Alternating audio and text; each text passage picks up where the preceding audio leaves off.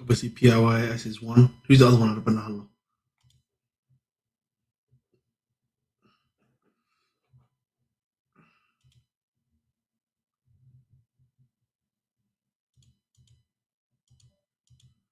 Yes, it's people, and welcome back to another video on the Bridge YouTube channel where we bring you all things Chelsea. I hope you're all well, hope you're all doing well, hope you're all having a wonderful day today. Honestly, man, it's been crazy, honestly. You know what I mean? It's been a crazy day today, crazy day at the office. I'm not really sure what to say today. I was expecting this to happen today, so let's not get that twisted. I thought it was gonna happen today. I shouldn't be acting like I wasn't expecting this to happen at all, and it has happened. And that is, of course, that the Maresca and Charles have both left by mutual consent. This was inevitably gonna happen. This is not a surprise, I think, from myself or anyone else. And listen, we're gonna talk about, obviously, discuss it about, and I think, what does this mean for the club, etc., etc. But listen, I think before I come and talk about Maresca himself and the tactics and stuff like that, which I think is another separate thing itself, I think just talking about just the situation in and of itself I think deserves a little bit of a talking to, if that makes sense. I think for me, when I looked at the game, when I look at what's happened at this football club, the club, as I've always said, for me, far too often is too much of future. You know what I mean? It's focused so much on the future. You know what I mean? It's focused on trying to reach something. Yeah, to reach something that's in 4, 5, 6 years. Yeah, but then the problem is, boys. Yeah, we're not thinking about the current day. That is the main problem I've always had with Chelsea, in my personal opinion. Right, and these guys, that's their model. That's the thing they're trying to do. And as such, bro, you're always going to fail in the present, bro, in terms of trying to win stuff in the here and now. And the reality is, sports is not a future business. I always say this a lot of the time, I think a lot of people don't realize this, yeah? Sports is not a future business, bro. It takes sports is a very short-term business, particularly in the era we live in, the reduced attention spans, with the way that stuff happens. Particularly when you're at bigger clubs, when you're at a big club, when you're at a top club, bro, it can never be a long-term situation at a top club, if that makes sense. And so for me, whenever I see and read stuff like this, bro, it's just, for me, it's just like, I don't think that's necessarily the right move, the right method, the right model, at least in my eyes. I feel like, for me, stuff that has made obviously exacerbated the situation, of course, has been the fact that they don't give the manager any opinion or any say, right? Which I think, listen, I've always been somewhat agreeable with that, but I think for me, if the manager's asking for a certain type of player or a certain type of profile, we should be willing to be able to provide that profile for the manager. I think, for me, at least for me. I think for me, I look at the team, I look at the squad, and I feel like the sporting directors and owners are clearly letting down the manager. They have. And I've said that multiple times. They are clearly, like, the ones that are the main issue, the main problem right now, right? And they're the ones that are causing these problems. But at the end of the day, can we move them? Can we remove them? No. Can we get these guys to change their model? No. The fact there's like literally a report came out from Nizar today saying they value the project over everything, bro. The project is for them, the whole thing. And so, bro, until that philosophy changes, until that school of thought changes, bro, we are always going to be running into these situations, bro. It is what it is. But let me bring on Lucas real quick. Bear with me for a moment while I do that. And then let me switch it into here. How are you doing, Lucas, bro? You doing well? Doing good, man. How are you? I'm doing good, man. I'm doing good, bro. It's kind of crazy, Happy bro. New Year's, man. Happy New Year's. Happy New Year's to you, bro. Happy New Year's to you. Yeah, for sure. Well, before I get into this, I just think, listen, there's another problem that we have also that I think we need to talk about. I'm going to go through, obviously, the actual news itself, but I'm going to talk about it a bit more further then, right? Which is that if it's true that they want to give other young, the talk about Maresca giving minutes to a lot of these younger players and stuff like that, that's fair play. But then the problem becomes, and I said this before, that if you want young players to play football, then you have to accept that these young guys are going to make mistakes, right? And you have to tell the manager, I don't care what happens. I don't care about the results. I don't care what happens. Play these young players and let them develop and learn, right? Yeah, that's you either go full 100% in, nothing, no doubt, no doubt amount in man to nurture and develop these players, right? Or Yeah, you make sure you have a solid 11, and then you can give these guys minutes, bro, by plugging and playing them for like the last 10, 15 minutes every now and then, because you know your start 11 is good enough to win you games. Yeah, I agree with you, man. I think with Maresca, like you know me, Ahmed, I'm not the biggest Mm, fan mm, of him as a manager. mm. Do I think he needed to be sacked? I do, but at the same time, I understand both sides. Like I understand why fans were hesitant because they didn't know who the replacement was, and now we know that Liam. It seems like he's going to be the guy, right? If it's not him, it's the Porto guy. Right? I heard the Porto manager could be a Mm-hmm. potential option as well. I'm not Mm-hmm. too familiar with his philosophy, but I expect it to be pretty much the same. I don't really watch too much of Strasbourg. I've watched a couple games. You probably watch more than I do, so you could kind of fill me in on on his tactics and stuff like that. But I think the writing was on the wall. I mean, we lost. We won 1 out of the last 7 games. I can probably count in one hand the number of good performances we've had this season. So at the end of the day, bro, like the squad, it's again, I think there are a lot of good players, and I think there are a lot of trash players. I think 80% of the fault goes to the owners, and I include the SDs because, in my opinion, Ahmed, I think the SDs represent the vision of the board, I agree. right? So when people criticize the SDs, it's like these guys are only doing what the board is asking them to do, 100%. right? Like everything has to be signed off, right? So at the end of Mm-hmm. the day, like when they go out there and they buy a player, right, for 30 million pounds, these players are being approved by board of directors and stuff like that. Even this sacking of Maresca, it was a unanimous decision. It wasn't just like, oh, like half the board was like split, and it was widely reported that it was a unanimous decision. Mm-hmm. So at the end of the day, like the biggest issue at this football club isn't even Maresca.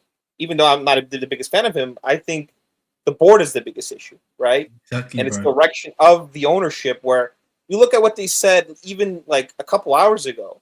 They're okay if we get eliminated from the Carabao Cup. Like they're actually fine with that.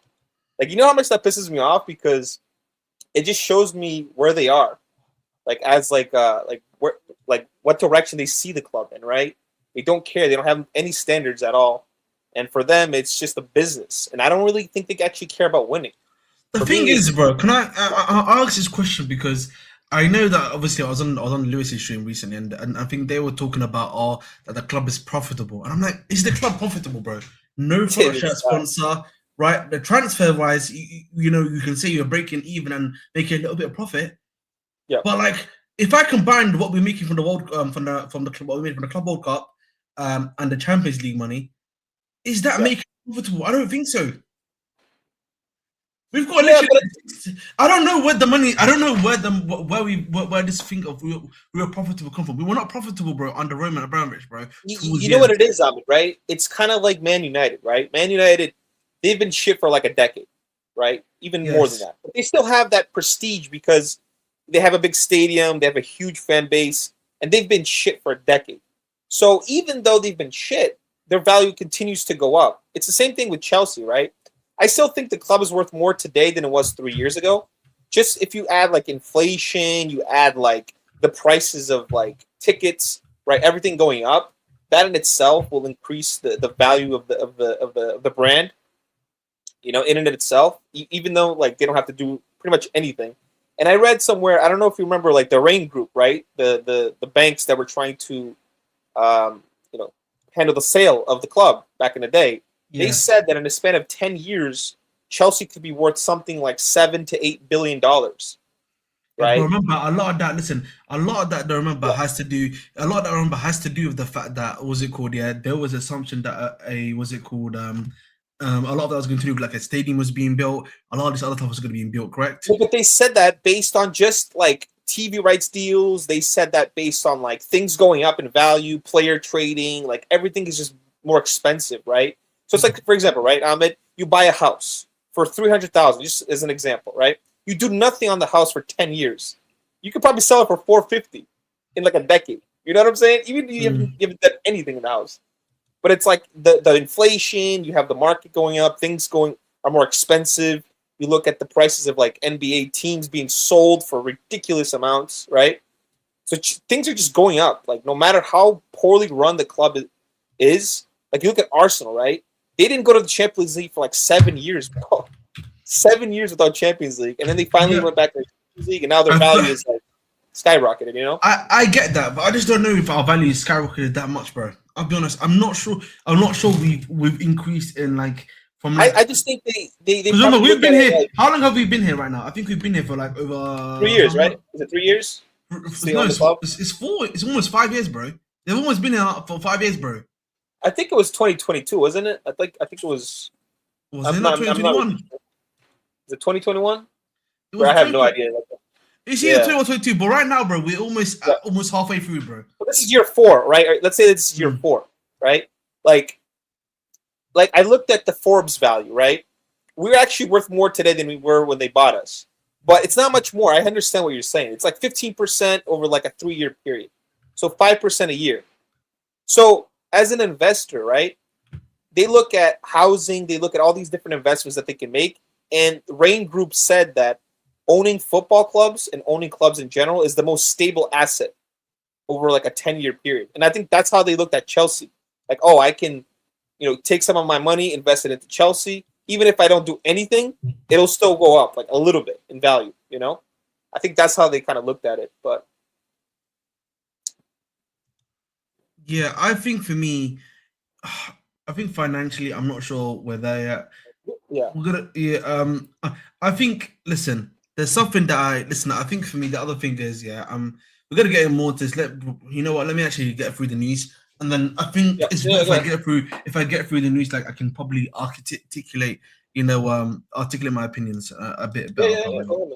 Fair enough.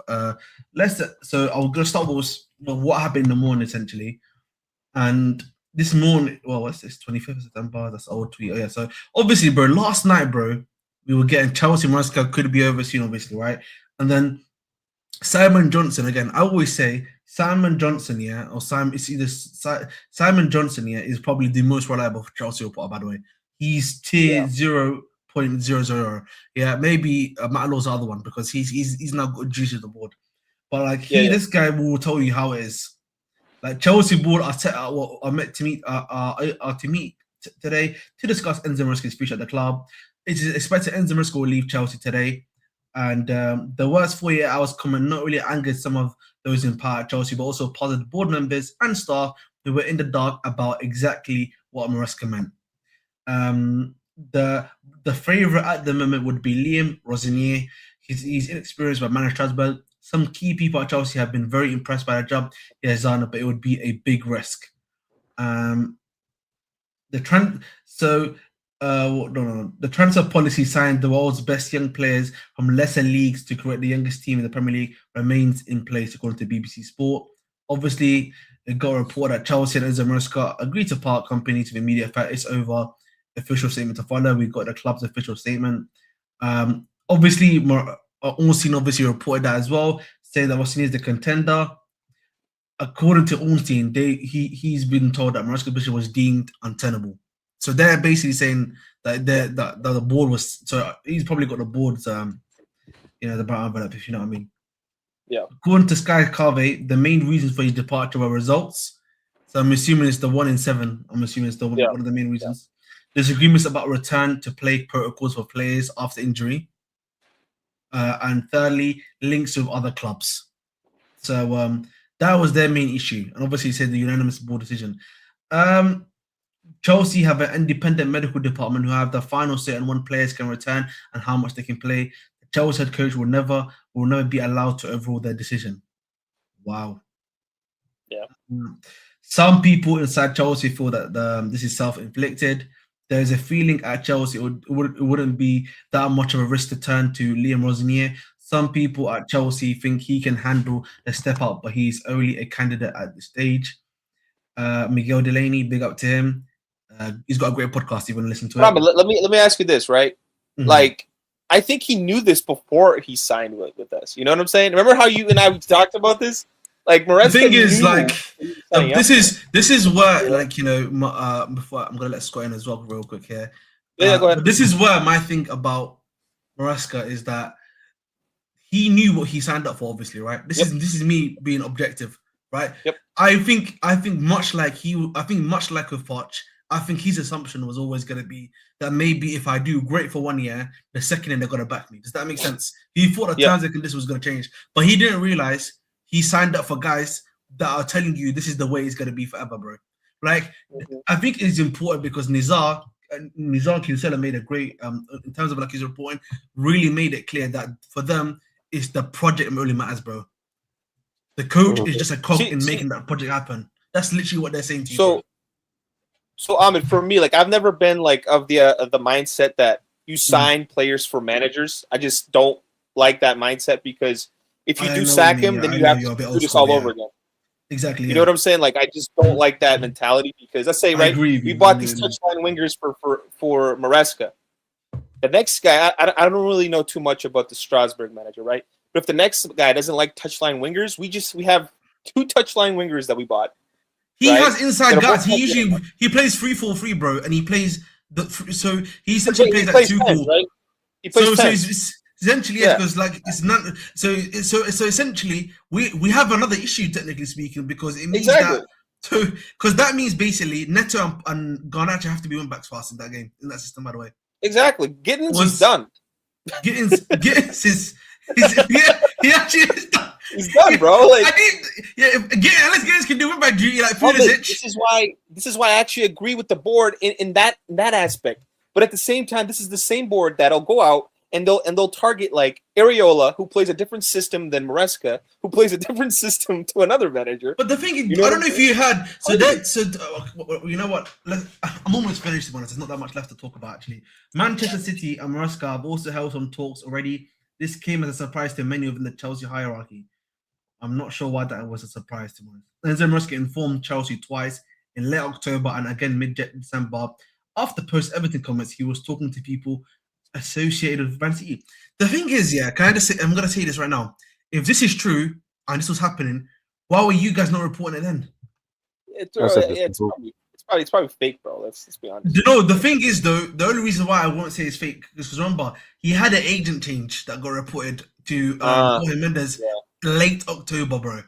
Right? So there's some logic to the truth of this, even though I know it's probably a brief. But it's like, if that is the case, then why not report it then? Because then he's trying to slag you off in real life, by the way. Why not slag him for me, if I'm hearing this is my opinion, and I know you're going to agree with this straight away, because I know you're probably going to say what I'm about to say. If you're seeing this happen, and you're seeing he's twerking for another club, sack him, bro. Apparently, he's doing this for Juve too. When Juve also was a free in the end of October, if I'm not mistaken, too. Because they sacked what's it called? I forget his name. They sacked Igor Truda, and I think in the end of October too. So I'm like, what's going on? Yeah, no. So why is he here? This is because he's actually violating you in front of you, bro. He's actually violating you guys in front of you, saying, I'm talking to these guys. Yeah, man, it is what it is. I mean, like the thing is, some of the things that the SDs do make sense, right? Like the sacking. It's just like the people they replace them with are like the issue, right? It's the recruitment. I don't have a problem with the youth model, but it has to be like the cream of the crop. It has to be like a Yildiz instead of it has to be like very elite. You know what I'm saying? Yeah, let me finish this. I've not got that much left. No. The Zerbi is a correct candidate. Yeah, we don't care. Fabregas not a candidate who Chuck Horror. Yes, I understand that there have been some disagreements behind the scenes. There certainly were about buying a centre back, but look at it from the Chelsea. Okay, we don't care. That's a brief. I'm not really looking to Francesco Ferrieri, the Porto head coach, could be considered, although that's basically what they did for Maresca when they paid 30 million for him, by the way. So just a little fun fact.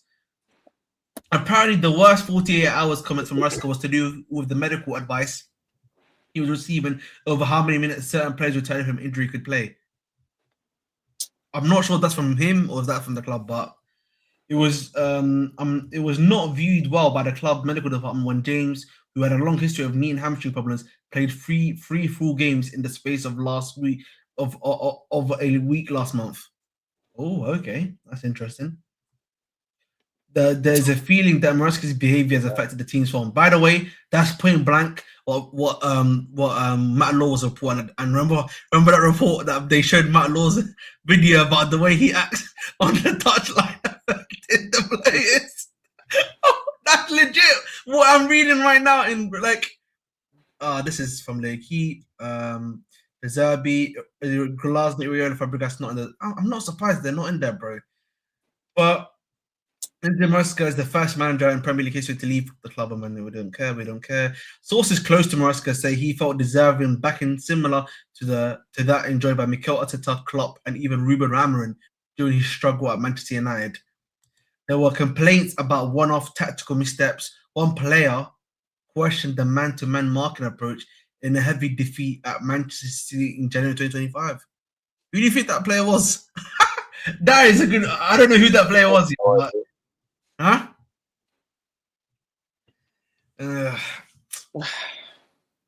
I can't believe I read this, by the way. Bro, this pissed me off. You have no idea. This is bro. not a priority trophy for Chelsea. Yes, if they win it, great. But if they get knocked out by Arsenal, it's not the end of the world. What the fuck does that mean? Bro, I hate that so You know what much. it means? What do you mean? What the fuck does it mean? It means exactly what you think it means. No. Like, so, like, what? If are we saying it's only champion? We only respect Champions League and Premier League then? No, it's there's no pressure at all. You can do whatever you want, and then that's pretty much. William Rosenior is now the clear favourite. In response to Man City links, Maresca suggested despite interest elsewhere, he would have signed a new contract. It is claimed Maresca informed Chelsea that he spoke to representatives of both Juve and City. This is what I'm saying. So this was probably happening at the end of October, as I said before, when he changed to Jorge Mendes. This is who he would. This is who was speaking for him for all these other clubs. So then, if this was happening and you knew about it, he should he should have been sacked then. Yep, I agree. He should have been sacked then. This is where, like, listen, this is not me cooking Maresca here, but if this is what's happening, he's clearly looking at other clubs now because he's not happy with what's going on. Should have been gone. Well, you think that's true though? Or you think that's PR? Like, do you actually think that's true? Or the only reason why I think on some level that's true, yeah, because if his side is also admitting, yeah, that there's been interest elsewhere, then that means there's some truth to it, bro. Does that make sense? It has to be truth to it, and like the fact that he changed agents. I hate to be saying there's some truth to the brief, but there is some truth to that brief. Yeah, Mendes as well. Mendes is. There has to be, yeah. He's a criminal, man. Maresca did not speak to that one. I read this one and I was like, I'm not sure if that's true. I'm not sure if that's true. A lot of this is pinch of salt, bro. You got to take it with a pinch of salt. Yeah, that's a lot of this. That's why I'm not choosing. Like, they're gonna come out with like, Maresca wasn't talking to like the freaking gymnast or whatever the fucking guy from the, I can't lie. Instructor or some shit. Like, they always do this, man. Okay, we're not looking at that. I found so. This is what from Max London. Multi-man to rejected Chelsea today, and that's not really a surprise if we're being real. If we're being real, that should not surprise anyone. That doesn't even surprise me. I'm gonna keep it very real, okay?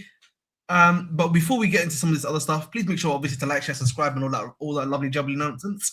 But I think for me, the biggest problem that you're gonna have here is that this is you guys are telling us you believe in this project. This is your end game. This is your end goal, right? You and any manager that wants to come to this club, yeah. You are telling them you have to accept our terms and conditions no matter what, bro. I don't care how well you do.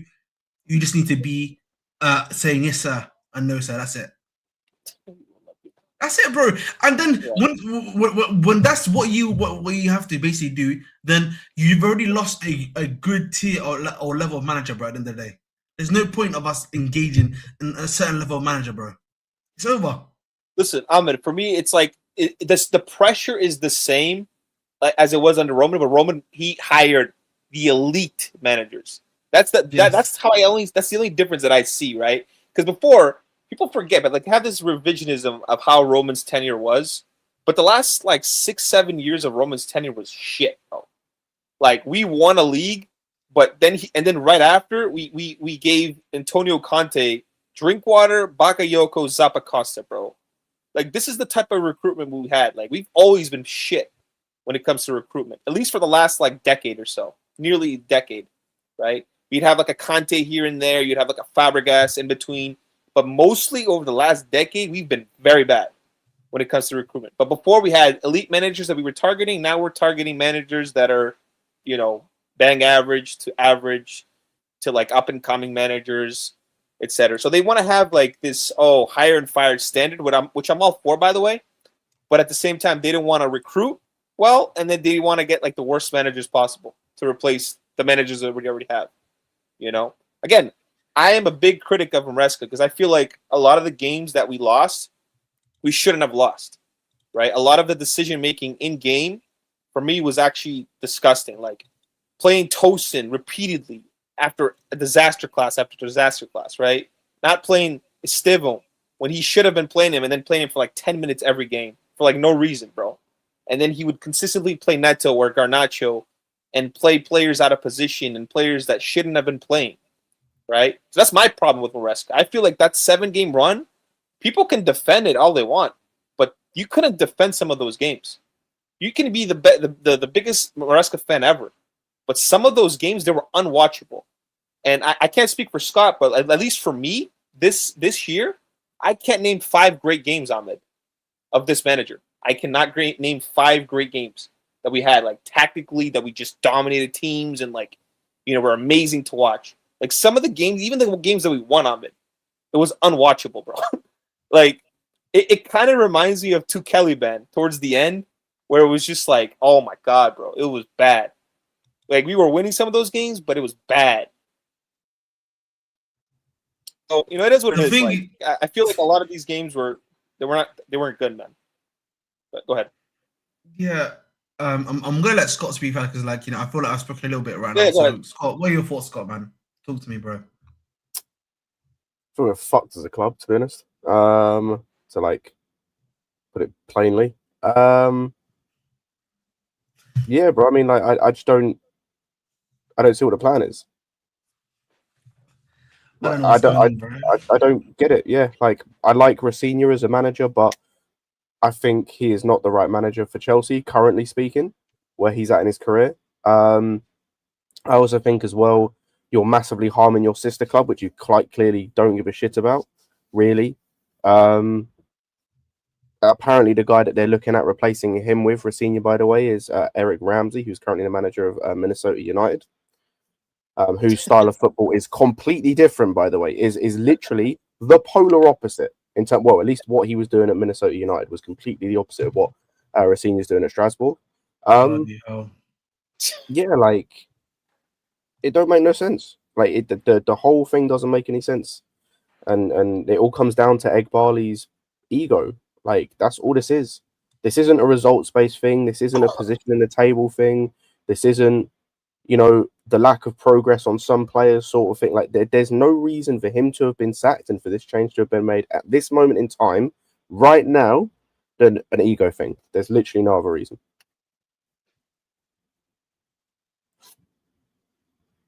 I think fans, Scott, would have been okay with it if it was someone of a high caliber, like a manager, like a Glasner, right?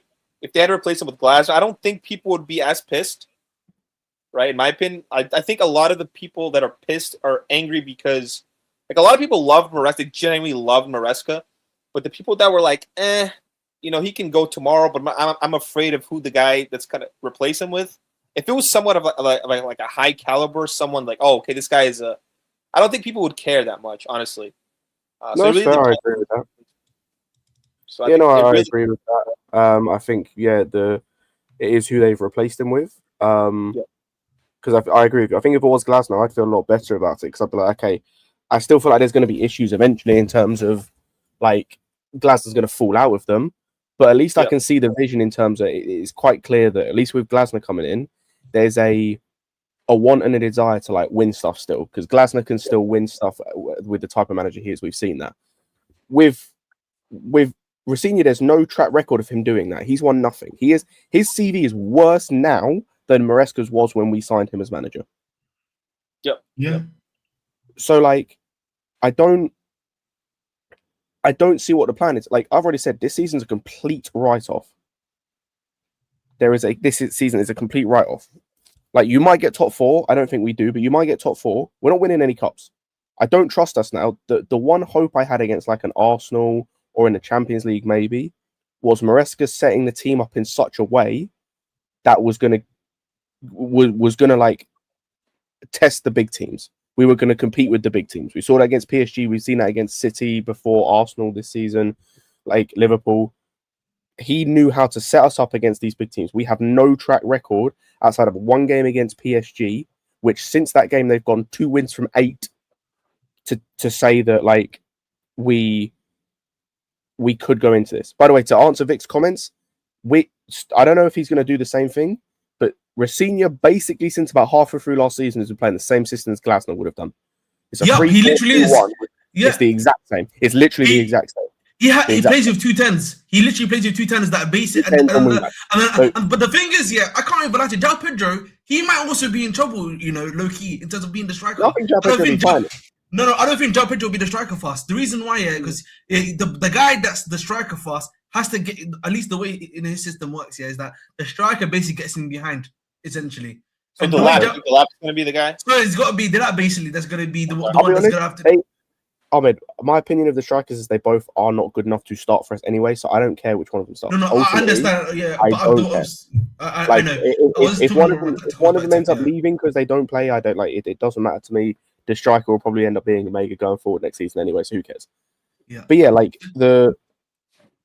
I said, the only hope I had with the Carabao Cup, even though I didn't care really that much about it because it was just going to paper over cracks, was we could win it with Maresca. I have absolutely no faith that we win it. I don't know if we even win either of the games we face against Arsenal now. The only reason why we will is one of 2 things. Either Rosenior somehow managed to be this ultimate tactician, which I hope he is. I really hope he is. I don't know if he is. That's an unknown to me. The second one... the Strasbourg clip, bro. The second reason why we might win is these players just have enough pride to turn up, some of them. Like, we might get it's Arsenal. That's That's what I'm saying. Hopefully, some of these players have enough pride to turn up against Arsenal.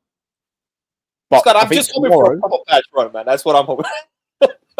I tell you what, Sunday, in terms of our prospects of winning stuff, not necessarily the rest of the season, Sundays are going to have a big tell from the players' perspective of whether we can win stuff based on the players, not based on the manager. Because if we do a good performance against City, even if we don't necessarily come out and win, but if we perform and go toe-to-toe with City, despite it being Callum McFarlane, the under-21 manager in charge, okay, maybe these players actually can turn up regardless of who the manager is and actually want to win something and perform regardless of who the manager is. That remains to be seen. Yeah, I mean, you look at Palmer, right? One second, Lucas, quickly, yeah.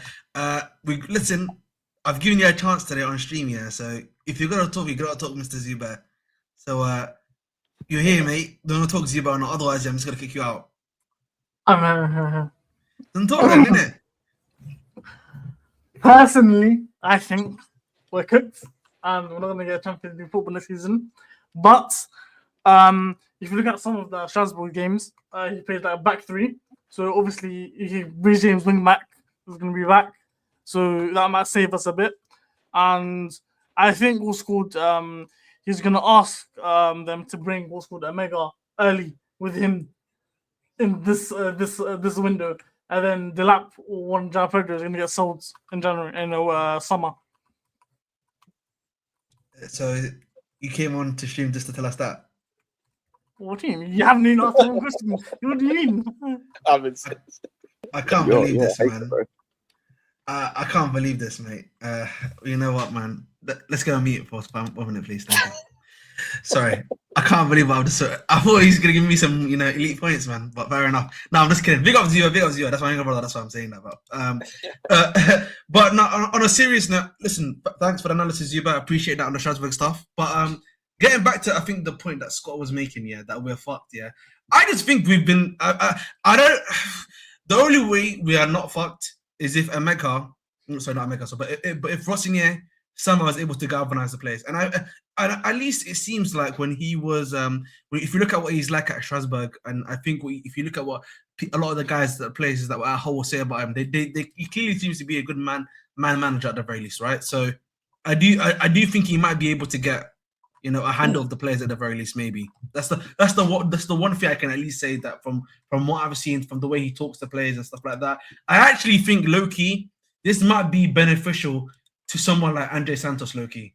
I but I'm actually hoping that a system change, and I've actually been thinking about this for like the last week or so, right? Because I've wanted Maresca out for a while now, but like I've been thinking like if we switch to a 3-4-3, because Esteban, like he is a winger, but he loves to cut inside, right? And you saw how well he did at left wing last game, right? Yeah. So he can play on that left side easily. Like that was probably the best left wing performance we've seen all season. Even though he didn't get GA, like that was insane. But I honestly think that having him next to Palmer as like 2 10s with like a striker up front could be very like the attack could be different. Like draw Pedro, Pedro Neto as like a left wing back, something like that.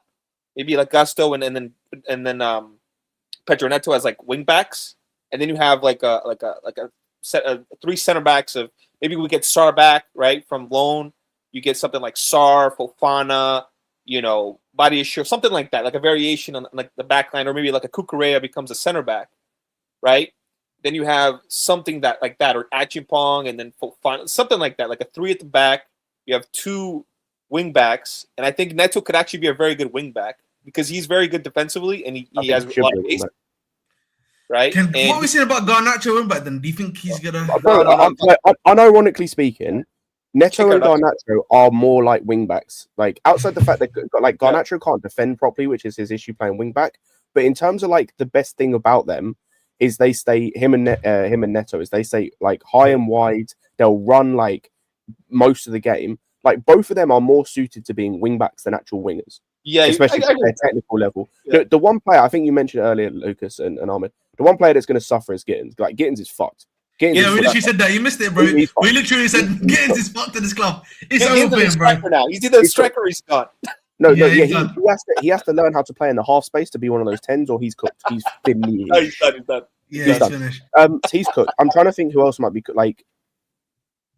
I think, to be fair, I think the rest of the team is actually I think we're transition. Like we've got the from a position, not necessarily technical thing or like tactical, from a positional sense. We've got the centre backs. I expect Cucurella to do the Chilwell role in terms of the left back playing left centre back, and then to have one of the wingers play wing back, similar to like how Enciso has this season. I think Amayor, I think is how you say his name, has done this season. Like you can have those guys and it works. Outside of that, the one thing I will say, some of these players, I'm expecting much better performances. Like Gusto, I now better see Poch Gusto. If not, leave. Like genuinely leave, because I kept hearing about the manager being the issue with him. Cool, manager's gone. Probably won't be an inverting from him. He probably is going to be the other wing back or competing with Reece James for the other wing back. I expect performances. I also do think it probably helps the front three in terms of my front three just going forward is Esteval, Palmer, and then a striker. Take your pick. Don't care who. Yeah. I was just going to make this point real quickly. Go ahead. Can I answer this question? Yeah, go ahead. Go ahead, Zuba. What are you going to say? One thing I was going to say is that I think Enzo Fernandez is going to suffer a lot. If you see the way Charles plays, Enzo cannot run to save his life. So he's going to send me a lot of time on the bench, I think, personally. So you're going to have like Santos or something like that. Or Sugo is like the guy that's going to be starting a lot of games compared to Enzo Fernandez. Did you just say Sugo, bro? Yeah, well, the guy's got legs. So, have you seen him play? How do you know he's got legs? Well, he's vicious. Caicedo, beats Caicedo. What do you mean? We've seen him. I've not, brother. We've not watched him play for Chelsea. How can you say this? He's played 2-3 games. What do you mean? What games? He's played. He's come on like a few halves. He hasn't started one game, but he's played a few halves. This guy's been out for the last 4 months, Zuba. I'm telling you, go check football. He just played. All right, man. Go ahead. Yeah, if I can just answer this question, Ahmed, real quick. Like, so I think the reason for 3 at the back, it's not that I love 3 at the back. It's just that I'm looking at our wingers, right? You have to reduce the chances, bro. No. I think he's actually you have to play the 3 at the back because listen, a lot of our centre backs are generally bozos, and I think that our best case scenario of at least reducing or like the amount of bozoness opportunities that are gonna occur is having like a 3 at the back, bro. More stability probably, and then like I'm looking actually at the attackers on it. Like I'm thinking of like because Esteban, like again, I just mentioned, Esteban isn't a natural like winger. He plays but he likes to cut inside. He's like a half winger 10 hybrid, Like back in the day, we used to have guys like Ribery, these type of wingers that like even Hazard. Hazard wasn't a touchline winger, bro. Like he loved to go inside. He loved to like do all that. So for me, I think the only way to get the best out of Palmer and Esteban is if you have like a system where there's 2 10s, right? And then you have a striker up front, whether that's the lap or whether it's Omega, whoever it may be. Even Joao Pedro would probably look better in a 3-4-3 because he would be like the 10, right? And you would link up with the striker. And then as far as like the back line, I look at Enzo Fernandez. Like he doesn't have legs. He doesn't run. So I think a 3 at the back could actually shield a lot of his deficiencies. And then you could either play Santos there from time to time or whatever it may be. And I think it would be different than Tuchel because under Tuchel, I think someone mentioned Tuchel. Like Tuchel, like the front line that he had was like some of the worst players we could ever imagine. Like he had Werner playing like left wing. He had Mount as like a right midfielder, and then he had Havertz. You know what I'm saying? Like some of the attackers we had were some of the worst attackers you could potentially have in a system. So I think under the players that we have now, it could be something that these players could actually do well in. That's where I'm kind of. I say on the 3 at the back thing, I do think just forgetting the way the system is used, I do think a lot of our players suit a 3 at the back more in terms of just because of their deficiencies. Like you mentioned the Enzo thing. Yep. Depending on the way it's played, hopefully we're playing 3 at the back. He has to run less. He has to cover less ground so he can hopefully do the things he is actually good at. We don't see him do enough of. And like the centre backs, obviously, as well, as an example. But yeah, like, I think the biggest issue is going to come down to how it's used. For example, if we use the 3 at the back system the same way Amorim uses it, we're fucked. Because again, it means Enzo is going to have to cover a lot of ground, do a lot of running. He's going to get pulled apart. We're going to get ran through. And then it means our centre backs are going to get 1v1 a lot, which would be fine for like a Fofana, but for like a Chalobah 50% of the time and a Tosin 100% of the time and a Badiashile 50% of the time if he plays, and then like Josh is a bit of an unknown on that sense because we just don't see him play enough, we're fucked. So yeah, it's good. I think 3 at the back just suits more of our players because of the way this team has been constructed, but it's going to be dependent on how we use the 3 at the back. I was just going to make a point real quickly, which is that... Well, 1 second, Zubair. I'll let you go after me, yeah? One point I was going to make is that... Oh my God, he spoke when I was about to say the point. Okay, go ahead, Zubair. I forgot my point, literally. One thing I was going to say also, if you look at some of the Strasbourg games, some of the formation, he's very interesting. Like, sometimes he's playing with 2 strikers. Sometimes he plays with back 4. There's not always back 3. So he may come and might decide, might be sticking to back 4, or he may, if they bring in a Mega, he might decide to just play 2 at the front with a 110 and like 2 kind of wing backs kind of thing, which might suit Garnacho. But even though Garnacho, I think he's going to suffer because if you look at the past few games, he hasn't been tracking back a lot. So he's just been kicking away by himself. Whereas Neto will track back. So you might see Garnacho not getting a lot of game time as well. Him and Gittins will probably suffer a lot. Yes, this was it. So, no. I think what we need right now, the thing is, we need to win games by defensive stability. I'll be honest with you, bro. I think there's a way for us to score goals, right? I just think our issue has always been that, some of the goals that we concede, bro, have just been terrible. Yeah, I agree with that. And I agree. I think ultimately, if we are going to get more points in this league and push further up, you have to improve the defense. You have to try and not necessarily improve as in improve these players. You have to get some sort of defensive solidity and then go from there in terms of we know that our attackers reek. They stink. It is a similar-ish position to Tuchel. In fact, it might be worse because I think some of these attackers are worse than under Tuchel.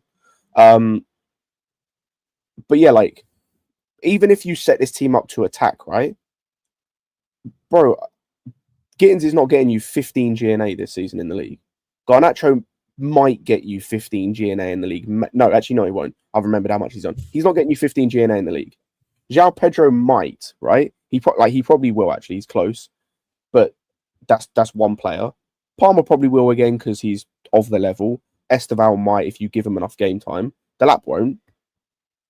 I've named you 3 out of the 6 or 7 attackers that we have. Neto, again, might, but if he's playing as a wing back, which he needs to in that system, he probably doesn't. I don't think you can. We're in an unfortunate situation with this where like both our attack and our defense kind of stink. So you just have to focus on making one of them better. Ultimately. Yeah, what I think, Scott, like, remember like how bad we were under Lampard before Tuchel came in, right? And people just wrote off the season. I'm not comparing like every single player, of course. We had more experience and stuff like that. But it's like people hated Rudiger. Like people have revisionism on Rudiger, but I remember how much people hated Rudiger before Tuchel came in, bro. They called him like a B level center back, and then what happened? We moved to a back 3, right? He instantly became better. Aspilicueta kind of filled in as like the third center back with Silva, right? And then everything changed because we were more solid defensively. The attack was terrible, right? We won that Champions League because we were solid defensively, right? We fluked that UCL. I still can't believe we won that, but I'm hoping something like that will happen where the attackers we have today, yes, not all of them are great, but no one can tell me that any of those players are even close to Palmer and Estevão in quality. None of them are, bro. Havertz was terrible. Werner and Mount were terrible. Ziyech was terrible. Pulisic was terrible. Like, all those guys were awful. So, again, like, we had a lot of bad players. I'm not saying, like, if we change the system, we're going to go on this massive run and win the Champions League. It wouldn't surprise me because this team has done shit in the past that I can't even explain. But what I'm saying is potentially changing something could actually, like, make us more solid defensively, maybe scam a cup, you know what I'm saying? And then next year we'll see what happens. If this Rosenior guy doesn't perform, he's gonna get sacked. You know what I'm saying? Like, he'll probably be sacked in 6 months. Let's be honest. So, and then we'll move on to the next one. I think, listen, it's all well and good talking about, obviously, Rosenior, what the tax is going to be, how our stuff is going to work, and dilly-dallying over all of that. There is also, like, the thing of, like, there is a big issue here, bro. Oh, is there some breaking news or something? No, I was going to address a comment quickly. Oh, go ahead, like, bro. A back 3 does not ruin attacks. It's how you use a back 3. Exactly. A back 3, just saying it all back, like, go and look at Crystal Palace. Mateta got 15 goals. Eze was up there in terms of one of the best attackers in the league. You see what Sarr's doing as well. And these are not amazing players in their positions, right? A back 3 does not kill attacks. It's not ruin attacks. It's how you use the formation. You could have a 4-2-4 that is shit, that doesn't create anything, that is not a good attack, not good in terms of attacking. You have 4 attackers on the pitch. It's how you use the system. Just saying, you doing a blanket statement of, a back 3, all back 3s ruin attacks is dumb, is really dumb. Exactly. Scott, like, do you like how we build up right now? Like, how we build up right now? God! I don't mind it. I don't mind it, but what's wrong? But it's not good, bro. Like, bro, I was watching us trying to build up in the final 10 minutes. It's so bad, bro. Wallahi, bro, I almost crashed out, bro. I was crashing out on the fucking. I literally was crushing it, bro. I couldn't, bro. The build up is too slow, though. That's one thing, yeah. It's too slow. I agree with that, by the way. Our build up, yeah, in terms of how we build up isn't bad, but it's just that there's a lack of pace or speed in our build up, bro. That fucking kills us every time. It kills us every time, by the way. Like, I don't understand why we don't do that. Why we don't do that, bro? The build up for pace. There's no urgency. No, we don't watch when you watch either, man. Like, everything's from side to side. It's so annoying. It's boring. Yeah, because there's no one in between the lines either. Like, I don't know why, because like, we have a 10, and then the 10 is not in the mid, not in between the lines either. So like what's going on? If you don't have a 10 that's not going to be in between the lines, then you might as well just play with the 3, right? And then have 2 guys that are going to be in between the lines at the very least. That are going to be going up and down at the very least, right? But we don't even do that either. What were you saying, Zubair? I was saying there's no urgency. Like, if you see the Leeds game, yeah, at least 10 minutes was just Chalobah, tossing, Chalobah, tossing, Chalobah, tossing. And then you get a budget show sometimes, you just stand in the middle and you won't do anything. You get Sanchez sometimes, you just stand there and then he just passes to Chalobah. And 2 seconds later, he passes back to Sanchez. And it's like there's no movement. Sometimes you'll see Ghana try to make a move or something, And then Chalobah, he may have seen it, but he's not going to pass it to him, because he's scared. And then he's like, "Oh, sorry, I'm sorry, I didn't pass the ball," something like that. So we need more we need call back. Okay. You know what? Okay, thank you for your services today. You know, stop trolling, please. You know, you started trolling at the end. I could tell. But like, honestly, but I think for me, obviously, my main thing has always been there's been a lack of pace in the build up, right? And I also think, I think at Chelsea, I think one of the things Maresca did, because I think Maresca was a big, obviously a guy about position.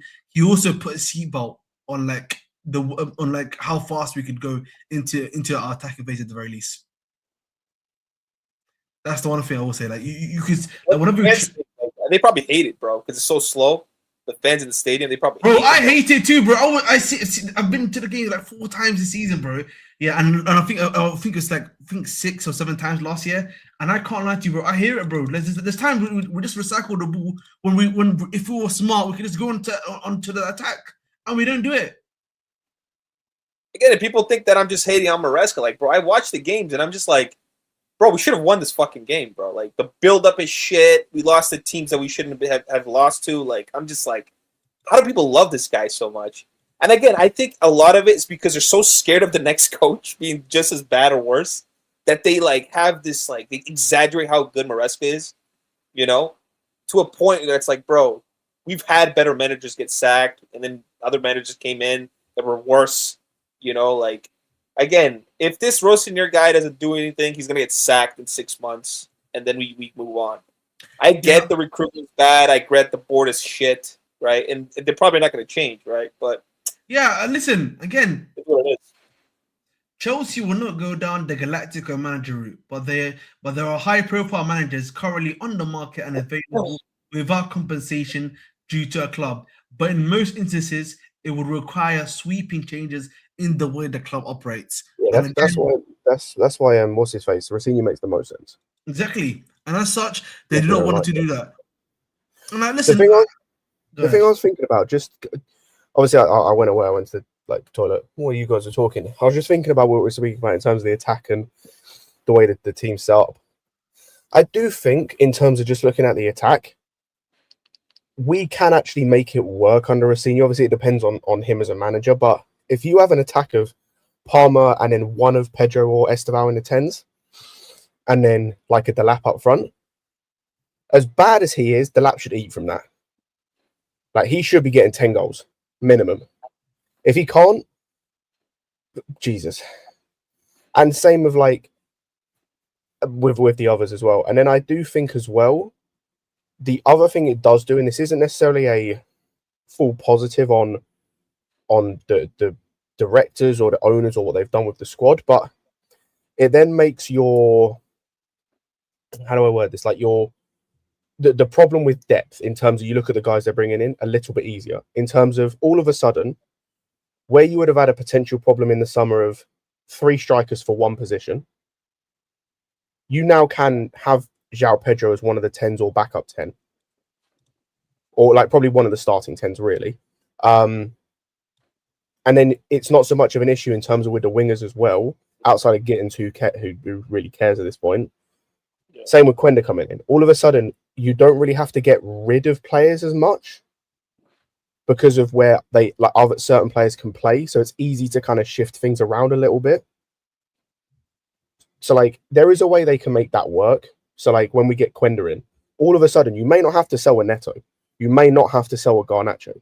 Gittins might just have to leave anyway because of he doesn't fit. But even if Gittins manages to fit in one of the 10s, for example, all of a sudden you don't have to get rid of a player with Quenda coming in, which like was going to be a potential issue of this squad and this team of having to just get rid of players after a year. That's Jesus, yeah. Yeah, to RC, he's my guy. He's my guy. I know. Yeah, so like, I think there are ways we can make this work from a, when I say we, as in like the manager and the players. Mm-hmm. And it hopefully just means there's a little bit less instability in terms of, like I said, if with Maresca in charge, we were going to have to overturn, especially in the attack, a lot of players in the window coming up. With Rosenior, we may not have to. How much of a positive that is for people, I'll let you decide, right? I'm not going to tell you whether that is a positive or not, but it is, for me, it's a tiny crumb of comfort in the instability we've had that, okay, maybe you don't have to do that as much overture of players because you're not having to sell a Gittins or Garnacho because Quender's coming in. Now they can potentially all fit in the same squad. Potentially. Mm-hmm. Listen, it's all well and good talking about Rosenior. It's all well and talking about how his tactics are going to work in the team and everything like that.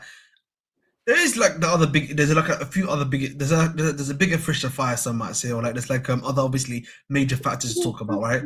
Which is the ownership itself, right? Ownership and sport director. I'm going to include in one, in the sense that this model ain't changing.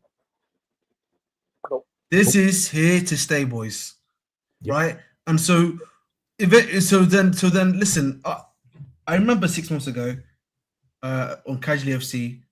When I think when I was saying, or sorry, in January, I should say, when I was saying, I know these guys just probably love the future too much, but they love the future too much that they keep forgetting about the present, and they're willing and they're happy to do that. But for me, when I read today the stuff about they want younger players to get more game time, they're doing all this other stuff to make stuff happen. I just look at that, bro, and you know what I say? Why, if this is what your opinion was, if this is what you believed in, okay, then why what were you telling Maresca?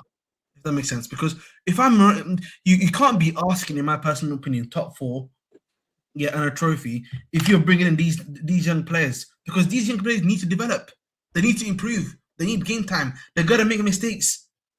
So for me, I've never understood that, bro. I'll be honest, I've never understood it. But the thing is, for me, what I'm saying here, I don't think they're asking for trophy or top 4. They're just telling him finish as high as you can. That's not true, because I already know that's not true, mate. You know, Mr. I know. I actually agree with him. I don't think there was ever a this is the minimum you need to hit. I'm gonna be honest. I think it's all bullshit. Like, because it's. I mean, were you there on Lewis's stream? I said this on Lewis's stream because me and Alex had a debate about this. Getting rid of Maresca in this moment, right now, today, on the 1st of January, made absolutely no sense from a targets perspective. We're in a semi-final of a cup, which you don't care about anyway, but let's just say we're in a semi-final of a cup. We are getting through to the next round of the Champions League. Regardless of whether that's through the playoff or not, we are getting through to the next round of the... Like, if we lose both games to Paphos and Napoli and don't make it, so help me Jesus. We're only 3 points off of top 4. Like, so it's not mathematically impossible. In terms of targets, what they are after, we are not missing anything. Same way under Poch. What targets did we miss? Like, we didn't get top 4. Nothing happened. He was sacked because he spoke out, and it's the same. Maresca, if he had not said anything, would still be here. He'd be managing on Sunday. The reason he's sacked is because he spoke out. And so I don't think there are any targets, so to speak. Like, if Rosenior next season, let's just say, doesn't get Champions League, what do you think the consequence is going to be? I have no idea. None. There won't be any. He'll still be here. As long as he doesn't speak out, he'll still be here going into next season. There are no consequences. This top 4 as a target thing, I think, is more from a monetary perspective. They just want the money that comes with the top 4. It's similar to the Cronkies or the Glazers. They just want top 4 as a money thing, but it's not like a target thing. If they have to hit it or they're gone, they just want the top 4 because of the money thing. The only reason that Rosenior would ever go is because if he either spoke out or if he became so untenable from the fans' point of view, like it was under Potter. The only reason Potter left when he left was because the fans spoke out as much as they did. That's the only reason. I agree. I think if he finishes top 4 this season, Scott, if he wins a cup, bro, he's going to be here for a couple seasons. But if he finishes top 4, then fans will be cool with it as well. Like, I think fans, they're very emotionally attached to managers nowadays. Like, back in my day, like, you wanted a manager sacked after a season. No, but it's like, bro, come on. Like, we're Chelsea fans here, and people act like that's been the case for like 20 years now. The only difference is the quality of the players suck, and the managers suck. But we've always been ruthless, and like selling players and fucking firing managers. It's the same shit. The only difference is the quality of the managers we're bringing in is like bottom tier, and the players are not of the same standard. It's the same thing. It literally has not changed for 20 years. Like, honestly, like, I'm surprised people are so like pissed off about this. Like, I was actually expecting the sack like a couple weeks ago because I started seeing like the news, right? And I'm just like, bro. I wasn't expecting the sack this soon until yesterday. Yesterday, when we saw what came out, that's when I started expecting it. I thought he'd leave. I thought it'd be at the end of the season, or when I say leave, as in he either gets sacked or he walks. But I thought it'd be the end of the season. I didn't think it'd be this soon, until the things recently. Yeah, I think if Rosenior wins the Carabao Cup, like, I think they'll give him another season, and then he'll probably get sacked the following season. You know, like, again, I think they will still sack him. I know you're of the mindset that, like, if he doesn't speak out against the board, he'll still be here. But I just feel like the fan pressure will just be too much that they'll probably just sack him anyways. Like, there's no clear plan, Scott. At the end of the day, like, all these managers have different styles. All these players have different styles, you know. Like, do you not think question Lucas and Scott? Yeah, do you not think there is a plan in terms of that they want these guys developed? Yes or no? Because I do think there is some. For me, there is some truth to the idea that they want these guys developed. No, you don't think so? No, because Ahmed, like, there might potentially, like, how do I word this? I think there might be like some like fledgling idea of like we would like these guys developed, but it's a similar thing in terms of if you actually wanted these guys developed, you would do your due diligence and understand how development works. They cannot care about development when we have two wingers that are 41 combined age. Like, that's stupid. Like, you can't do that. You can't have a 21-year-old and a 20-year-old left winger. Those are our two left wingers, and you expect them both to develop. That's impossible because they can't both get the same amount of game time and both develop. Unless you're playing that many games in a league season, which we are, but also you even see in the champion, like, Gittins has got less minutes than Garnacho because that just naturally happens because especially when you're playing Champions League and you're playing important games, you're going to gravitate towards one winger as your starting winger, quote unquote. It's a similar thing with the strikers. The laps, obviously, some of it is the injuries, but he's going to get less game time than João Pedro. The only reason why you wouldn't get less game time is because you both stink and the manager's rotating one every game, which isn't good either, and no one's developing either. So, like I said, the development can't be that high on their to-do list or on their like wish list because you've put the manager in a position with both Poch, with Potter, they didn't really do it because we didn't sign anyone apart from that January and we had a 40-man squad. But with Poch and Maresca, and now with Rosenior, because it won't change, you are giving them a million young players for the same position. They can't all develop. Nope. It's not possible. Aye. So you can't expect that big development with giving him an environment that doesn't cater to development. Even if Maresca is not really good at doing that either. I'm not even talking about Maresca's ability to develop players. Yeah, unless you're like an unbelievably talented footballer like Esteban is, you're not gonna get time to develop. Like, you need to be like good day one on it. Like, you need to be like sublime. Like, Palmer, 21, came in right off the gate, was incredible first game, kept performing. Was it 22 goals his first season? Was like second in the player of the season. Like, he won all those awards and stuff. Like, unless you're like you're not gonna get time. So just a little bit of breaking news. Nizar just released something right now about Chelsea summer signings. Chelsea January signings, I should say. And he just said, don't expect any incomings. I told you, bro. Nothing's happening. Rosenior, bro, you can be asking about what's the transfer budget in January. Nobody coming, man. I'll be honest. We didn't need that. Like, Lucas, me, Zuba. I could tell you this. Bro, I could have pulled a random Chelsea fan off the street and they would have told me that. I didn't need Nazar Kinsella to tell me that. Zuba was saying we gotta get a mega though. So like, he says, we already signed him though. So they're gonna cut the loan. I was gonna say, like, the only thing you could do with Omega, which I don't think they would do now, partly because the lap's now back and partly because I think Omega is still injured, is you might have signed him on loan for 6 months, especially because like he was kind of not playing all the time anyway, because obviously Panicelli was there and it was like a bit in flux. But like, you could have maybe signed him 6 months earlier. But outside of that, bro, like, that's not even really like that. That's kind of papering cracks a little bit. Like that would have been an improvement in terms of Delap. I don't think it fixes much. I think I wanted it at the time just because I'm getting sick of watching Delap.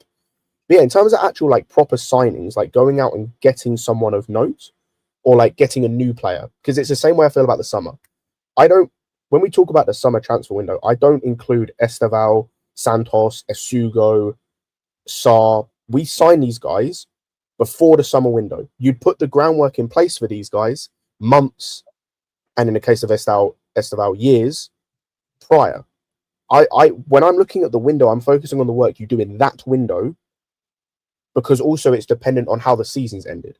Like Esugo and Sarr were coming in whether we finished first, second, third, fourth, or 20th. Exactly. Yeah. So I'm looking at the Laps, Gittins, Garnacho, Pedros. Those are the summer signings I look at and judge a window on.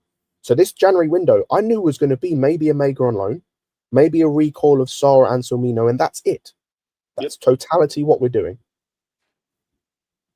Which and I'm fine with that because is if nothing. we bring more players, then it's it's nothing. Yeah, go ahead. Sorry. I was just saying, in effect, with what I've just said, that's nothing. All you've done is sign a player you're bringing in 6 months' time on loan early. Yeah, he's going to be here in 6 months' time anyway, and recalling one of your own players. That's basically nothing. Yep. Yeah. So, yeah, Sarr could potentially be a player, maybe Barco, right? Because he loves Barco playing like the inverted role, right? So, like again, I think a back three is the best way forward. Just because we have players like Hato, right, who would probably be better in a three at the back, right, as an LCB behind Cucurella, would also be a very good LCB. I remember when he played LCB at Brighton, he was actually very good.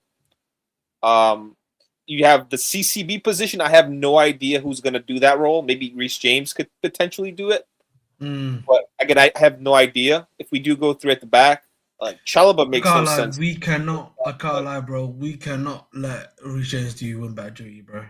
If the medical department is talking, the way they're talking heavy, the medical department, we cannot let Reece James do win back duties twice a week, bro.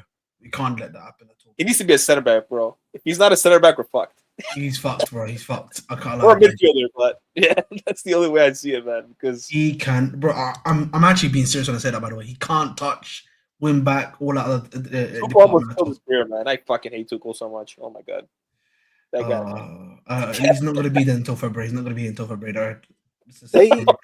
I'm looking now. They've been playing Malang Sarr at central centre back quite a bit at Strasbourg. I think I'm trying to think of the defense like hierarchy. I think you're right, Lucas. I think left centre back is pretty locked down in terms of that would be Cucurella and Hato. It's the 1 and 2. I think central centre back. I think Badiashile would be in rotation. I think he'd probably be the backup. To be honest, it depends on how reliant Rosenior is on his centre backs in build up. Because if he's not that reliant on his centre backs in build up, I'd go for Fana central centre back. If he's not that reliant, because then I'd go Reece James and then Chalobah as the backup at right centre back. I think Reece James could be CCB. You know why? Because I saw what he's done in midfield, and I think he can comfortably play in that position. So you go Reece central centre back, Badiashile backup, and then Fofana right centre back, Chalobah backup. Yeah, or Achapong or whatever, right? Like someone on the right side. So you have the more aggressive players on the sides, right? You have Cucurella and Hato who are more pace, or Hato has more pace, and then Cucurella he can play that role really well, right? You know what? So I think that could work. I don't know if they'll ever try it. There could be a height issue. I don't know, but we don't have that many options, right? I was gonna say the problem is I don't trust him at all. So I think that's the issue of our centre backs. You either have to go. Oh, just quickly together. Francisco Ferrieri has a Porto manager rules out potential move. We continue together. I'm not surprised, bro. I said this on just a quick tangent. I said this on Lewis's channel. Taking the fact it's Chelsea out of it, and obviously he's going to get the payday if he joins us. There is no reason for him or De Zerbi to currently leave their clubs to join Chelsea outside of it's a payday, because both of them, one of them is going to win a league title this season in Farioli. I truly believe that. They're unbeaten currently. I think still he's going to win a league title this year. De Zerbi's in a title challenge. He's only 2 points off of top, or 3 points off of top with Marseille. Yeah, it's 5 points. They have the taking his personal life outside of things, they have arguably the most informed striker in that league in their team. Pretty much. So they're in title challenges. What incentive, again, outside of a payday, and it's Chelsea in terms of the bigger club, but the way it's run doesn't necessarily say that, do they have for joining us? There is none, which is why we're looking at guys like Raiola, Rosenior, and things like that. But on the centre-back thing, I think, Lucas, you make a good point about the height thing. I think, unfortunately, this is the way our centre-backs are compiled in terms of you either have to go for height, but you lose out on other things, or you have to go for like the technical ability and actual defending, but you lose out on the height. So like, it's unfortunate. It's again the way that it's been compiled. Like you'd either have to go like a Badiashile, Tosin, Chalobah thing if you want the height, or like at least one or two of those guys in the back line. And the only one out of those I'd take on a consistent basis is Chalobah. I know you wouldn't, but he's the only one I take on a consistent basis outside those three, and that's not really good enough. Or you go for just good defending, and you have to just hope and pray on the defense, on the height thing. I think that's the only way, bro. Like I think like defensively, it could probably reduce some of the mistakes. You know, none of these scenarios we're mentioning, guys, in the chat, like they're ideal. They're just kind of what will happen. But speaking of not ideal, I am only 5 away from 3,000 subscribers, so it'd be quite helpful if I could get 5 more of you to subscribe to get me to 3,000 subscribers, please. Thank you very much. Please do go. Do go ahead. But go ahead real quickly. I'm gonna just mention this real quick. I want to talk about Mr. Igbali because it seems that there's an Arab term that we use in Somalia as well, which is "Kulla fin inda al-yawm." Yeah, all of the sins, yeah, can all be returned to one man, Igbali. This guy, he is. I don't know if this is hyperbole or just a recency bias thing. He might be the single worst thing to happen to Chelsea Football Club. Okay, Valati, you're not lying, bro. You're not lying, man. But the thing is with Igbali, right? I hate Igbali probably more than anyone here, but like I just hate people that hype up Bowley like he's some fucking amazing owner or some shit. And I'm just think it's the lesser of two evils. I think the thing with Bowley is that there are problems, obviously. I think we saw that with the summer window. But I think what you get with Bowley, there's a few things you get with Bowley. I think number one is you get the actual intent to win. I think you can say that for a fact with Bowley. I think there is the intent to win. He's shown that with the Dodgers. He's shown that with the Lakers to an extent. Like, I think there is an intent to win. The other thing I think you get with him is he at least gives you, from the signings perspective, he gives you more guys that, like, you understand the intent. We had this conversation about the summer window. As bad as some of those players were in terms like Koulibaly was tragic, Sterling was crap, Aubameyang, he didn't play, and then when he played, he was crap. I understood the intent behind them, right? From Sterling, you signed the second top goal scorer for the title winners. Like, yes, he was kind of past it, but I understand the intent there, what the intent was. Aubameyang, I understand what the intent was. Again, he might have been a bit past it, but he was in good goal scoring form at Barca, and he had worked with Tuchel. It was Tuchel's guy. Koulibaly, I understand the intent, right? I understood what the point was. He would just end up being shit. At least I can understand the intent behind the signings and the reasoning for it. I cannot find the reasoning and the intent for any of the signings we currently make. That is, again, it's a tiny crumb of comfort, but it's a step in the right direction. So, like, I hear what you're saying, Scott, but I also have a counterpoint to that, right? So I believe that summer from Bowley fucked us for the next decade, because that showed the board, like, you know what, this experience thing, it doesn't work. Right, we bought all these experienced players. We put Sterling on 325. We bought Koulibaly, was like 250. Like, we bought all these experienced guys, and that really fucked us, because then we started changing our model to like this youth thing, right? So I think Bowley, while he might have had good intentions, that summer fucked us for like the next 2 years, because right after that summer, they brought in the SDs, and then they brought these like managers that they were like project managers, and started doing things like project, right? So we only started hearing the word project after like the SDs came in. So they hired the SDs, they started this whole youth model thing, and then they stopped buying big names, because the big names that we bought under Bowley, Fofana was on 200K. Kukure was on nearly 200K. Kukure is probably the only one that worked, and Fofana to like a certain extent, right? When he's healthy. But everyone else was a bust, bro.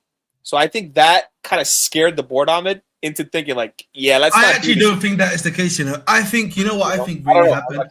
So hear me out here. This is what I genuinely think happened was I think they actually initially said, Bowley, we're going to give you the reins. You're the chairman, etc. You do the magic, basically, right?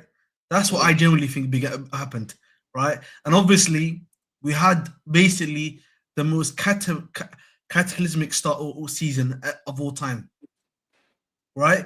And I think what happened was that Iqbali essentially from that January, onwards, when we started signing Madueke, Gusto, all these other guys, that's when he essentially took over, bro.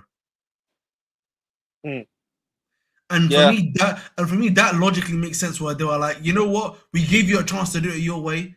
Look at how that's what I'm saying, though. Like they gave him a chance, he fucked it up, right? And now people want to go back to Bowley. Like Bowley was again. I understand people have this vision, like, oh, Bowley, he wants to bring in the big stars, right? But again, this is the same guy. I've seen multiple interviews of this guy, guys. This is the same guy that said he wanted Chelsea to play a 4-4-3. This is not a football, man. He knows nothing about the game. He wanted to play 4-4-3, right? This is the same guy, right, that went on national television and said, listen, Poch is doing a great job. He's bringing attacking football back to Chelsea. He was praising Poch, and then, he hired Potter. Like, he did so much damage in the first, 18 months of this club, and that I'm like, I can't physically envision this guy, being a good owner as well. People have this, short memory of he brought a couple big stars. Yeah, they all flopped outside of Cucurella, essentially, right? And then he went for Rafinha, and he was humiliated, right? You guys remember Rafinha and Dembele and that was a question because I was thinking about failed on all three transfers, Ahmed. He failed on all three. I was just about to Ahmed. Just let me finish my point, right? He went to Barcelona and he was publicly humiliated, bro. He went to Barcelona and tried to negotiate a deal with Dembele. I think it was Dembele. They went to dinner. It was this whole thing back in the day. You remember the Spanish guy from the media that would mock us for Koundé, right, and all that stuff? I remember all this shit, bro. It was the most embarrassing thing I've ever seen. Quick question, guys. I just want to say this real quickly. Has Ariola been removed from the thing, or not? Has he rejected us, or what's going on with that one? No.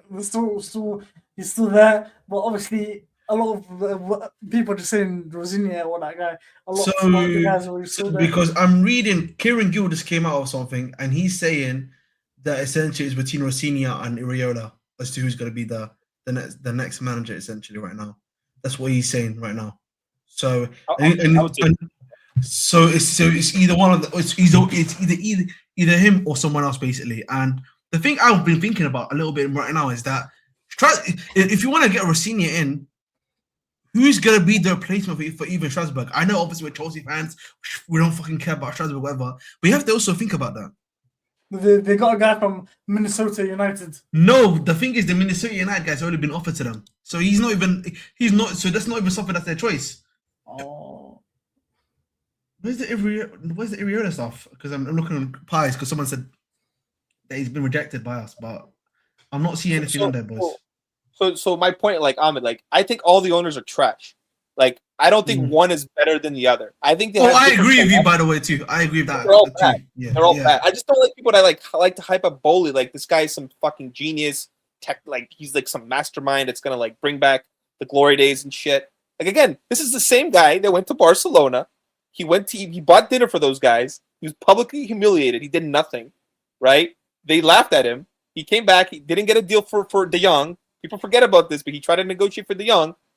He didn't get De Jong. He didn't get Koundé. He didn't get Rafinha. He didn't get Dembele. The Koundé saga was actually that was so crazy. By the way, I don't know if people remember the Koundé saga. The Twitter abuse between Arsenal, between Chelsea and Barcelona fans. Was crazy, man. All these guys that we were linked to Dembele, all these guys, man. Nah, man. I can't do Bowley again. I'm sorry, man. I know people love Bowley, but I just have Kalma was crazy. Yeah, I remember that one, bro. Kalma Kunde, bro. Yeah, fuck out of here, man. That's what I tell you. Bowley's this amazing owner. Fuck out of here, man. Nah. Listen, you guys know me. I'm the nice guy usually, yeah.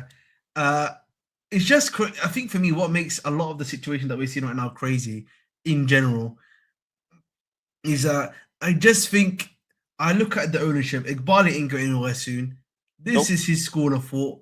This is his project. Nothing's gonna change, bro. So and he's majority owner too, man. Like, and he's basically the owner, bro. He's the one that's got the percentage ownership too. So unless something crazy changes, this is what it's gonna be from now on. And so I think it's just time for people. A lot of people, you know, I've seen a lot of people say, let's start protesting, let's start doing this and that. LA Dodgers. To be honest, I'm gonna be. I can actually talk about this because I remember when they bought LA Dodgers, right? There was an investment firm called Guggenheim Investments or Partners, I believe, and he was a minority owner in that group that bought the Dodgers, but he's not even the front man there.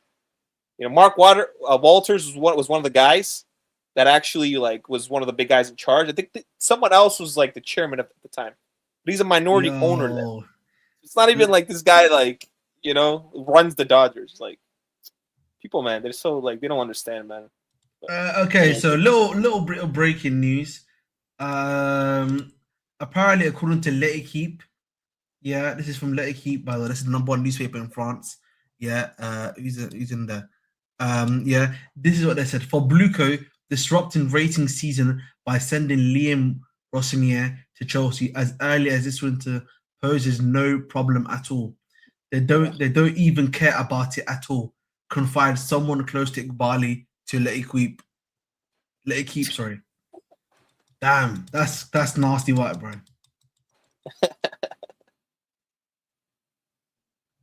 Strasbourg Nation, man. That's nasty, bro. You guys know I'm a big Strasbourg. I actually watch Strasbourg, bro. There's going to be more protests now, Strasbourg. Ultras are not going to be happy. I hear you, but the thing is, I've been seeing a lot of people trying to say we should protest this, and I think, listen, ideally, I would like to hope the protest can do something. Problem is, these guys don't care about the protest, bro. I feel I don't know, man. Maybe am I being negative in saying that, Scott? I'm not Scott. What's it called? Oh my god, I literally forgot Lucas's name. Lucas, bro. Do you think I'm being negative in saying that, bro? That nothing's gonna change? I feel like Iqbal does not give a shit, because I don't think Iqbal genuinely gives a shit, bro. Because the way they talk about this product, bro, it's almost like it's the final boss. You know what I mean? That's the thing, bro. Again, all these owners, they care about money, and I don't know if they care about fan reaction. I just don't think they care because, we've been through hell, bro. Remember Potter, bro. It took us being on relegation battle to get sacked. You know, it was bad. It got really bad, and then, Pochettino, it was really bad until the last 5 games. Honestly, every year since they've been here, Ahmed, they've been under pressure, from fans, because even Maresca, who everyone loves, do you remember before that 5-game winning run towards the end of last season, we were shit, bro. We had to win every game just to make it in the Champions League. We had to win every single game, bro. Right? So, they've been under pressure. I think, UK fans, they have to target a specific thing. Who are they going to go for? Are they going to go at the board? Are they going to go at the SDs? What's their target? I think that's the issue. No one, really knows who they're going to go after. Are they going to go back after, a specific individual? Criticizing the SDs, is that going to do anything?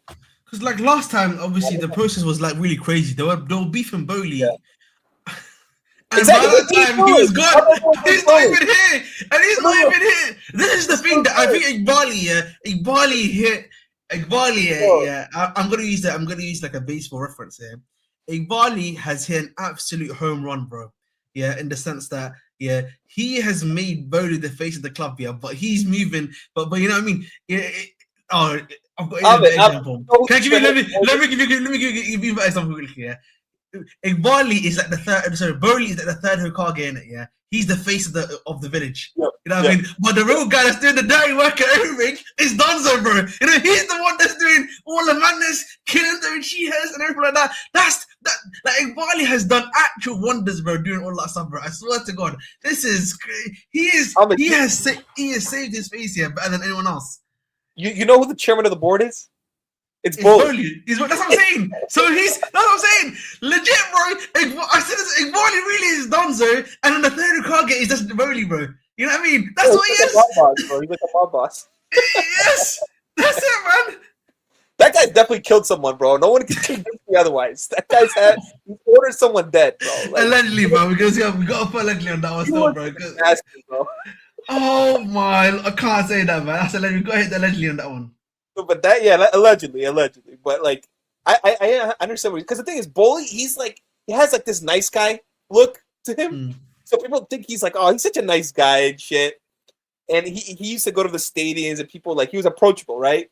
Igbali, you look at him, bro, like that guy is not someone you want to talk to, bro. He looks scary. So Igbali looks like he's about business. You know what I mean? He's one of them ones that you know he's about the business and he's just about the money. Yeah, he's ready to like whack someone. I've seen Igbali IRL before. Have I told you this before? Like in I think it was this last year. I think it was last year, the year before when he was going through the car park area. Yeah. Keyshawn, are you not in our group chat? We've got a main event here. Zuba, you need to make sure you get your points on correctly, yeah, because this guy, he'll cook you if you don't. So just want to let you know. Be out to my voice, Surfer. How you doing, bro? Oh Hey man, How's it going? but it's going good. But I just feel so. Where are we again? I think it just in general. I just think, listen, these guys ain't changing anytime soon. So, what I don't know what we can. I don't know. The best you can just hope for is just seeing some guys look good, bro. That's it. Well, you say that. I think nothing's going to change. I'm not going to criticise Rosenior at all for the rest of the season. I just think no matter what the formation changes, nothing matters because we got shit players. So I don't like. I don't trust these central defenders when there are two of them. You expect me to trust them when there's three of them on the pitch? I don't want to do that in the back three. They're absolute clueless. I don't know what he does. If it is Rosenior, well, no, I heard what you said. Someone said it might be Iriola now. Is that what someone said? Because those are the only two right now. Yeah. I don't know if you saw. I don't know if you saw this, Surfer, but there was literally just a report that just came out that was from L'Equipe, yeah, which is the number one French newspaper, and they were like, they don't give a shit about Strasbourg, bro. If they want him to go, they'll just go. And that was a source in it close to Igbali apparently just told them that point blank. No, well, someone said it because we were on the stream with Lewis's stream earlier, and someone put in the best super chat. It said last season they didn't want to take Santos back from loan because they didn't want to ruin Strasbourg's chances of trying to get in the Champions League thing. But they're okay this season taking their manager out from under. They're doing really well in the Conference League, by the way. They're in the same position as we were, bro. I don't know if you know this. They're actually cooking in the Conference League, and now they're about to lose the guy that's actually helping them do well in the Conference League. Didn't they beat Crystal Palace? Yeah, they beat them 2-1. Actually, it was actually a pretty good game. I'll be honest. Yeah. I like Pies. Actually, that's one of the few games I saw Pies play well in as well. Funnily enough, but you can't. That's the only. He gets their João Felix minutes that we gave João Felix. Yes, he actually gets the João Felix minutes. So he gets their minutes. I don't know. I just listen. I don't know why. I don't know how anyone could really be any. I'm not saying anyone is on here, but any like. Any confidence, any like, or any bright spots of what's going to happen next. I just don't see anything. Do you know what I mean? It's nothing to be excited about. It's nothing. No matter if you rated Maresca or not, there's nothing. It's nothing. Yeah, you know what people. I mean? See, look, man. This is what happens when you can speak French and they can't speak French, man. They're half an hour late. Oh, wrong stream to be. I increased streamer by a lot, not the Twitter. My apologies. Did you see his motivational speeches? He's got crazy stuff, man. I saw, one of my mates. Yeah, he's Griggs. Yeah, he's a United fan. He was sending me stuff from like Sky when he used to be a Sky Sports reporter before he became a manager. And one of the things that he had was like a letter to Donald Trump about racism. He's done crazy stuff, man. that Pogba quote. That's a big red flag, bro. Like, What did he say about Pogba? What, he said something about Pogba as well? What? I've not seen this.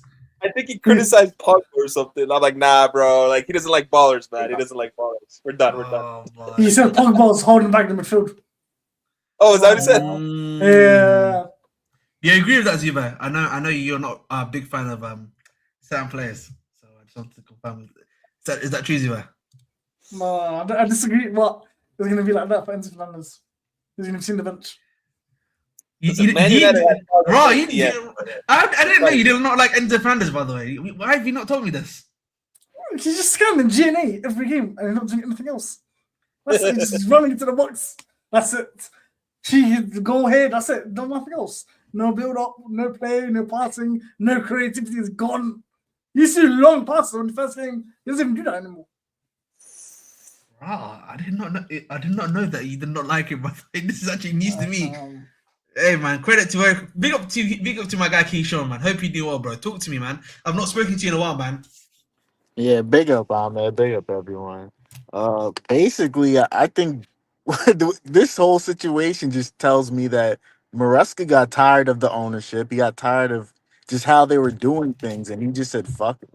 That's what I personally like ultimately think about.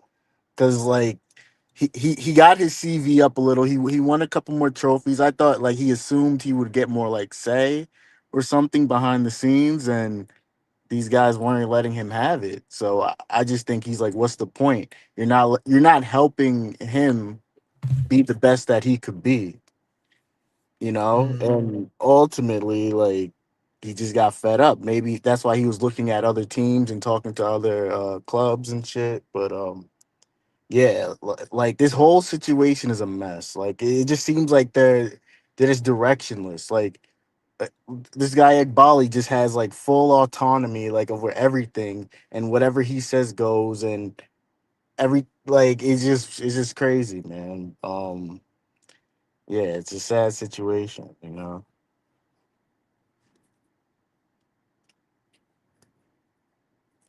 All right. Yeah. Thanks for that, Keyshawn. I just think, listen, right now, the situation right now is looking like we're probably going to get a manager in. Probably in the next day or two, I'll probably assume. The question I will ask you is if it is Iraola, how would you feel about that? Because I know we've talked a lot about Rosenior and everything like that. But what are your thoughts if it was obviously Iraola instead? Because I would be interested to hear what people. Iraola, he's coming in. Iraola's coming in on a hot streak, right? At the moment, you know what I mean? Not 1 in 10. We ended the streak for him, to be honest. We didn't end the streak for him, so I mean, hey, Those points, yeah, he's got like 3 points, I think, he's got like 3 points in 10 games or something like that, and 2 of them are from us or something like that. Do you know what I mean? It's like, wow, man, he's got so much confidence. He's coming in, and then the other guy's like, maybe he needs a fresh start, man. Fresh start. Yeah, maybe he needs a fresh start. The other guy's basically a substitute teacher. Do you know what I mean? Basically.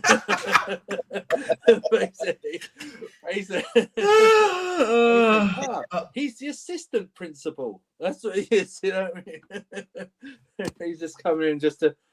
I mean, it's just. I mean, you cry if you weren't laughing. Do you know what I mean? These are not happy laughs. You know what I mean? They're basically like, oh, Jesus. I mean, I was expecting this. I knew the list, but I know what I'm pretty sure everyone they've gone for has asked to bring in at least 1 or 2 players in the transfer window. Do you know what I mean? Has asked to spend, and they've said no. And that's why they got the doors shut on them right away. Because they are adamant what they are doing is correct. They're adamant because 12 to 6 to 4th. So they're going progression. It's all about progression. What we're doing is right. When it's like, no, it's progression, but not in the terms of what you're thinking. Yeah. And your past window didn't show progression, it showed regression. So it's like, and when it's one person, you can maybe change their mind, right? We're talking about 3 people here. 3 people, yeah? 3 people. And I just think they have heard the conversation there about Bodie done damage in his first bit. Yeah, maybe, but these guys have done one hell of a lot of more damage than Bodie's done in their time. I mean, it's just not even close what they're doing. You know, it's just that. But without them not even looking, the problem is they're not even willing to concede on anything. True. Do you know what I mean? Not willing to be flexible or go, let's take a look and actually see, because now they're on to their 5th manager or something like that, or Right. whatever it is. And we haven't gotten better in any of the positions that we needed to get better in. Striker position, we're still ass. Left winger, nothing. We've actually Center- downgraded since even last year. From last year, we've actually downgraded in those areas. You think, we've not improved. Certainly, You know what I just found out? I just found out Rosenior played Liam Delap right wing. Nah, bro. Nah, Yeah, can you write that? Delap right wing? What? Palmer left wing? I take it back. Stack it, bro. I'm so sorry. If I remember his whole side, if memory serves me correctly, I know he had Philly Jean, Delap. I can't remember who their striker was then. If he was playing right wing for them, by the way, I forget who the other guy was. Hey man, listen. The thing is, if you watched him at Ipswich, I'll be honest, he was great. He was a great driver of the ball, but he can drive the ball if you give him the ball. Like in space, he can drive it, but I don't think the lap fits with what Maresca is trying to do. Like, I still think like there is a player there. Like I watched a lot of Ipswich games, and like he does not look like the player he was at Ipswich. Like, he could finish with both feet.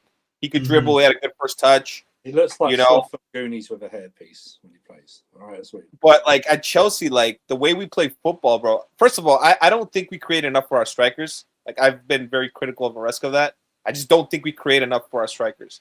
Most of our chances come from our wing play, and then we have Garnacho and Pedro Neto stinking up the place. We don't create from central areas, and a lot of the runs that are good, the good runs that are made by Gusto and Cucurella. So it's like, I can't lie to you, man. You know what's funny? When I was watching the Bournemouth game, Gusto I think had the ball, and I think people in the crowd were telling him shoot, and then the guy next to him was saying, "Why are you telling him shoot for? He can't score." I'm done with in real time. That was killing me, bro. 2 goals recently. Because he scored 2 goals recently. Oh, I can't lie. That killed me, bro. That's something, bro. Bro, you know, it's funny because like I saw that happening in real time. I saw people cheering for Chalobah and head in the ball. Oh my god, bro! I saw God that cheering in front of my eyes, leave the ball 5 times. You know what I mean? I've seen, bro, that fullback here. I don't know who their fullback was because he got replaced by Adley, I think. Afterwards, he was having a nice time against Garnacho, bro. He was chill. He did not have a problem. He couldn't get past Lewis Miley, a 6'+ midfielder playing at right back at it was man. Shout out Miley, man. He's what are we doing crazy. There? It's you know, talk about not creating enough for strikers. It's because our players take an extra touch, or they pass backwards, bro. Or they the first touches from our wingers, They don't try. There's no risk takers. The first touches. I hear that, but then Palmer, like who's our 10, is not in the central areas. He doesn't want to play. You know what I'm saying? He doesn't want to play. But he is a 10. No, but he is a 10. But he doesn't want to play 10. He'd rather drift like he did under Poch. He'd rather drift from the right inwards like he did, but he doesn't want to do that. That's why that's what I'm saying. And then we don't see a lot of creation, right? We don't see the through balls. We don't see like, you know what I'm saying? We don't see it. That's because they hesitate. Or someone makes. I mean, remember the Burnley game when people were making the runs and like we saw the runs and they were just holding the ball, like Tosin and Chalobah were holding, or Badiashile were holding the ball at the back for so long. We saw the runs. It was like the runs were like bare. Burnley had. But yeah, we don't build up. That's my problem with Maresca. Like, but we take way too long to build up, and when we do build up, it's through like Garnacho on the left wing, who like just runs and like has the worst first touch like from any player I've ever seen, bro. And then he tries to dribble, bro, and he's just like stepping over the ball and he's like tripping over the ball, and it's just like the most. And then Neto, bro, he just goes inside and he's gonna cross. Oh no, he cuts back inside and then he does the same shit every game, bro. And and then he just whips it across to no one, and then that's our attack, bro. That's how we attack. Our attack is shit. I wanted Maresca to put Palmer on the right wing when he got back. I wanted to see how that would go. But then you maybe Enzo at the 10. And then the one thing I never understood why he didn't want to play a 3-man midfield. That's the one thing I never understood. Like he didn't play he doesn't do it all the time, which is weird. That's the one thing that weird me, because that's like, yeah, once Palmer came back, that would be the perfect opportunity. Because he will make adjustments here and there, sometimes in game. But fundamentally, it's a rigid system in terms of what he chooses all the time, formation, so to speak, right? With a 4-2-3-1 or whatever you want to call it, something like that. We will always stick to it. It's a modern day coaching thing. That's the problem. You see Amorim at United, always the back three. Oh, he wants to switch to a back four. No, he doesn't. He wants to stick to a back three, which we reverted to back at Wolves. Arnie Slot, the way he plays. So even now, do you know what I mean? It's just modern day coaches. They have something they stick on. And because it's worked more times than most, even when they go for a bad run, they won't change it from the start. They might change it in game sometimes, but they won't change it from the start. So you built on that, you built on that. If you have the same meal all the time, even if it's your favourite meal of all time, if you have it all the time, you start to lose, what you like about it. Do you know what I mean? It just becomes mundane. It's like missionary position for 25 years, isn't it? You know what I mean? You've got to change it up. Fair enough. But that's what I'm saying. But it's like, but he did it sometimes during games, but overall you knew what the plan was going to be, or he was going to invert a fullback. Stuff like that. You knew the subs. Do you remember we took the piss out of Sarri when he started either Barkley or Kovacic, and then around the 60+ minutes, so we knew what the first sub was going to be. It was one of them was going to be swapped out for the other one. Like, you just knew it was always going to happen. The same with this. It's like the subs are like for like in most games, right? But that's on him. That's why he's not absolved of any criticism. But the thing, like Maresca too, like he's too much of like a one system type of manager.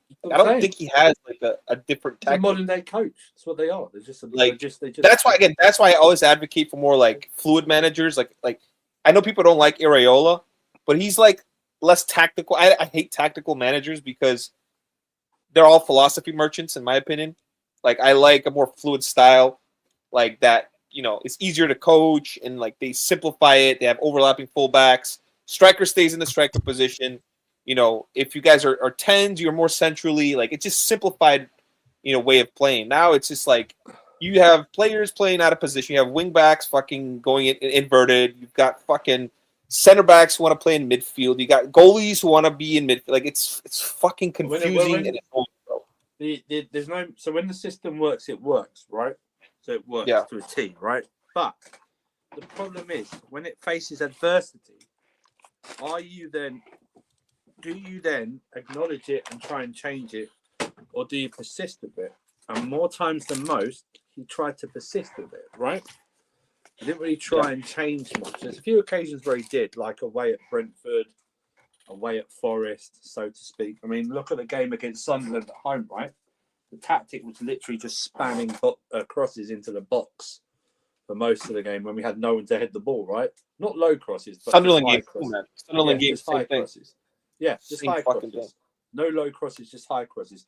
But because it was like 0-0 or 1-1 it was okay, well maybe I'll get away with a point or something, and then they go down and score a winner. And that's what he had. But the problem is, he's a rookie coach, right? Yeah, he's a rookie coach. The modern day rookie coach, and he hadn't had the experience where you go to someone. I know it's a high thing, but you go to someone like Pep, who's evolved, right? Who's learned to evolve.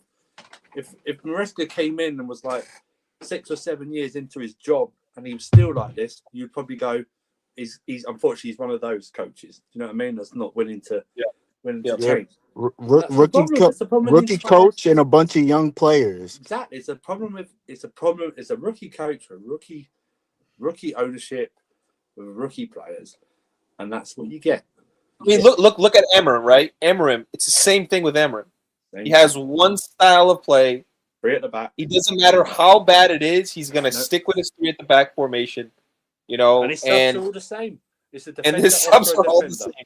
Defender offer a defender. That's what it is. My thing is, if they know that he has only one style, wouldn't you get him the best players that can execute his philosophy so that he can push it You've undone yourself there, Keyshawn, because you're thinking logically. Undone yourself there, my friend. The touchline wingers, but the touchline wingers are not of the quality. Exactly. They're not bringing in dribblers, bro. They keep bringing in these guys runners and not dribblers. They need to dribble, or they need to dribble consistently, right? And fair dues, right? I don't rate Noni, but I think his dribbling's fine. It's afterwards when he gets in the box where he fucks everything up, right? That's what it does. But if you take his dribbling ability and give it to Gittins, I don't think you could do anything for Garnacho at this stage. Not if you give him a leg transplant or something like that. No, he's a lost cause. He's terrible. But at least Noni had that. It was just the thing afterwards. But these guys, and maybe I will settle for formation change if I don't get to see them. Right? Like you said, if they go 3 at the back, there's nowhere for them guys to play. Andrew, do you know one of the reasons I wanted Maresca sacked? It's because I hate touchline wingers so much. Because I look around Europe and I look at the wingers, bro, and none of them are good. Like the touchline wingers around Europe, if you actually look at it, the good ones are at the top clubs, and then everyone else is shit or like bottom tier. Here's the thing, Luke. If you're going to play touchline wingers, then you need your fullback support. Yep. They don't have that. They don't have that. They don't have underlapping. I wouldn't say overlapping because you can't have overlapping. You need to be like one of the best dribblers in Europe for it to work. Or you need at least one of the on one side, one of the fullbacks underlapping and support. We don't have that, and that's a criticism of Maresca again. I mean, that's why I asked. It's kind of crazy because like last season, towards the end of the season, Cucurella was getting he was dangerous in the box last season when he was inverting. They weren't doing that anymore. I don't know.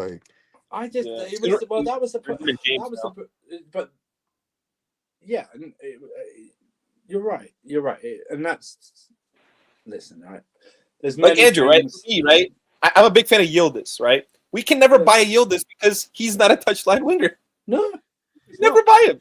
That's why Sancho never made any sense. Not touchline. So that's what I'm saying. So that's one of the reasons why people, when they criticize me for not wanting Maresca, one of the reasons is I want a winger that's like a gifted 10/hybrid winger, that I grew up watching, like Ribery, Hazard, these fucking guys that took the ball and they had imagination. They could fucking do something with it, They had a brain.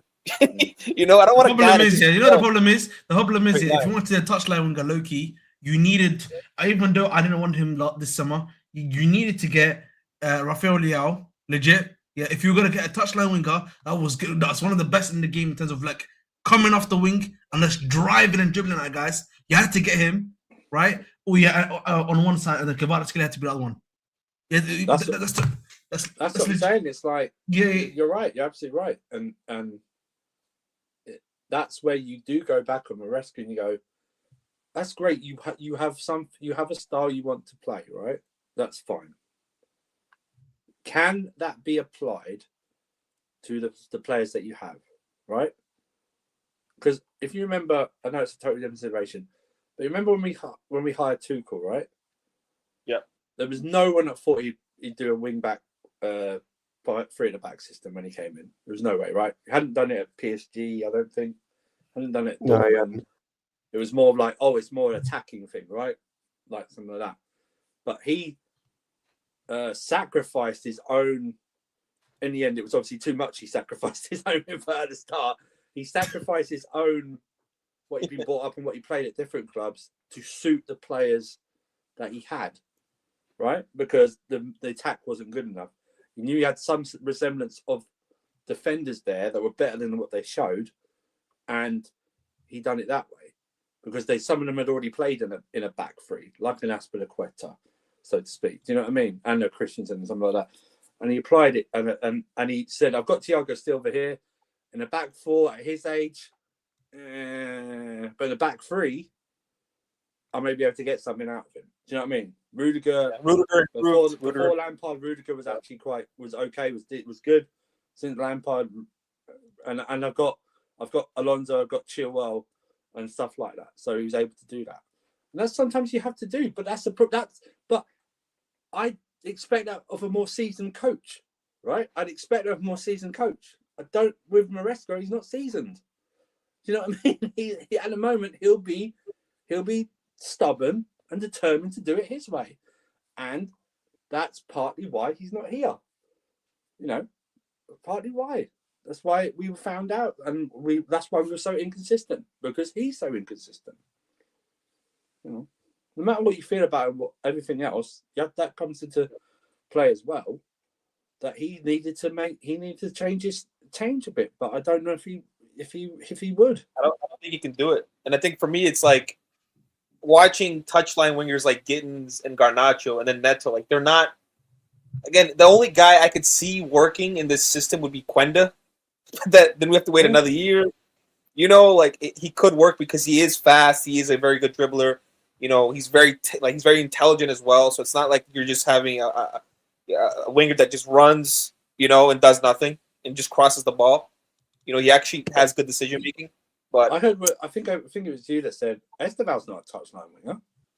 Nope, you know he's a 10. Maybe a change in he's like a 10 winger would work for him in a. I've always said I thought we'd actually should have done what because our attack was so bad. I actually thought we should have adopted a PSG method and not play over striker and just have a fluid front three just swapped all over. He's kind of like Doué. You know, like how Doué plays. Yeah. It's kind of like that. Swap over. So like he's like a winger. He's like a winger slash 10. But what I'm saying is that you could have gone like a just spitballing it, a Neto, Palmer, Esteval front three, and just have them swap fluid like that in different positions. Just let them go like that. That's what I would have done because I don't think Chelsea is built for a striker. I just don't think the way we play, bro. Ever since Costa, man, it's been nothing. They died. There's no people. Like the lap's been bad, bro, but we've had Morata, we've had Higuain. Oh my gosh, man! We've had Falcao. Yeah, but we had Falcao after he was dead, bro. Yeah, that's when I get on the old ownership where they went. I can't lie to you, man. I will take a loan from me right now, man. I'll take a loan from me back. Season before, he's a loan at United. That's why. I take Demba Ba. Shout out Demba Ba, man. I will take him. Demba Ba. Demba Ba. Good Lord. I would not take Torres back. I don't like the revisionism. You know, I can't even lie to you, man. Solomon Kalou right now in this team would be doing wonders, bro. He'd be generational talent. Oh, I take Kalou back in a heartbeat, brother. You have no idea. Would be a generational talent right now. No cap, bro. Who did I said? Remember last year when I said Jackson's this generation Solomon Kalou? I apologise, Solomon Kalou. Solomon Kalou is basically Haaland compared to like some of the forwards. Hey, so he'd be iconic, you know, with the spider haircut on his back. He'd be iconic, bro. They even making stories about him. You know who should have been our striker? Daniel Sturridge, bro. Before the injury. Oh my Lord. That guy, before he went to Liverpool, bro. I thought that guy was up, man. I was like, this guy's gonna kill. And then he went to Liverpool. He was cooking it, man. He was cooking. It dropped points. Oh fuck. Yeah, City drew Sunderland, so Spurs drew. Oh Jesus. Damn, bro. Come on, Rosenior. Win, brother. We got off lightly.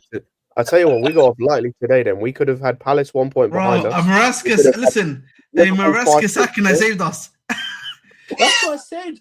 I said we're so lucky that we're average like most of these other teams, apart from the top two, like or maybe Villa. Guys, we're gonna make top 5.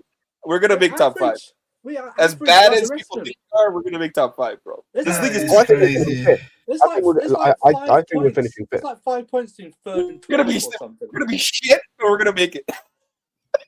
That's nasty work, man. This is gonna be the lowest. We're gonna make it, bro. This is gonna be the lowest top 4 race ever in terms of points. People keep dropping points. No one. We're gonna make it at like 60 points, bro. 60 points is gonna make top 5. Yeah. Like real talk. It's we are get Arsenal, man. We need Arsenal to lose a game, bro. Fuck so. Oh my god, bro. It is crazy, man. It's crazy, bro. Honestly, they're gonna win it, man. I think they're gonna win the league. I think they're gonna win it just because they're just too good defensively. Like the teams are shit. No one's consistent enough. It is what it is, bro. Like it's. I lied. The game's the game, man. Wallahi, the game's the game, bro. It's nasty work, man. It's nasty work. Oh, I think I've just been raided. Big up to Jimmy for the raid. Much appreciated. Look at this, my number 1 haters here. Hello, Danish. Hope you do well. FE Danish as well. Just for happy new year to you.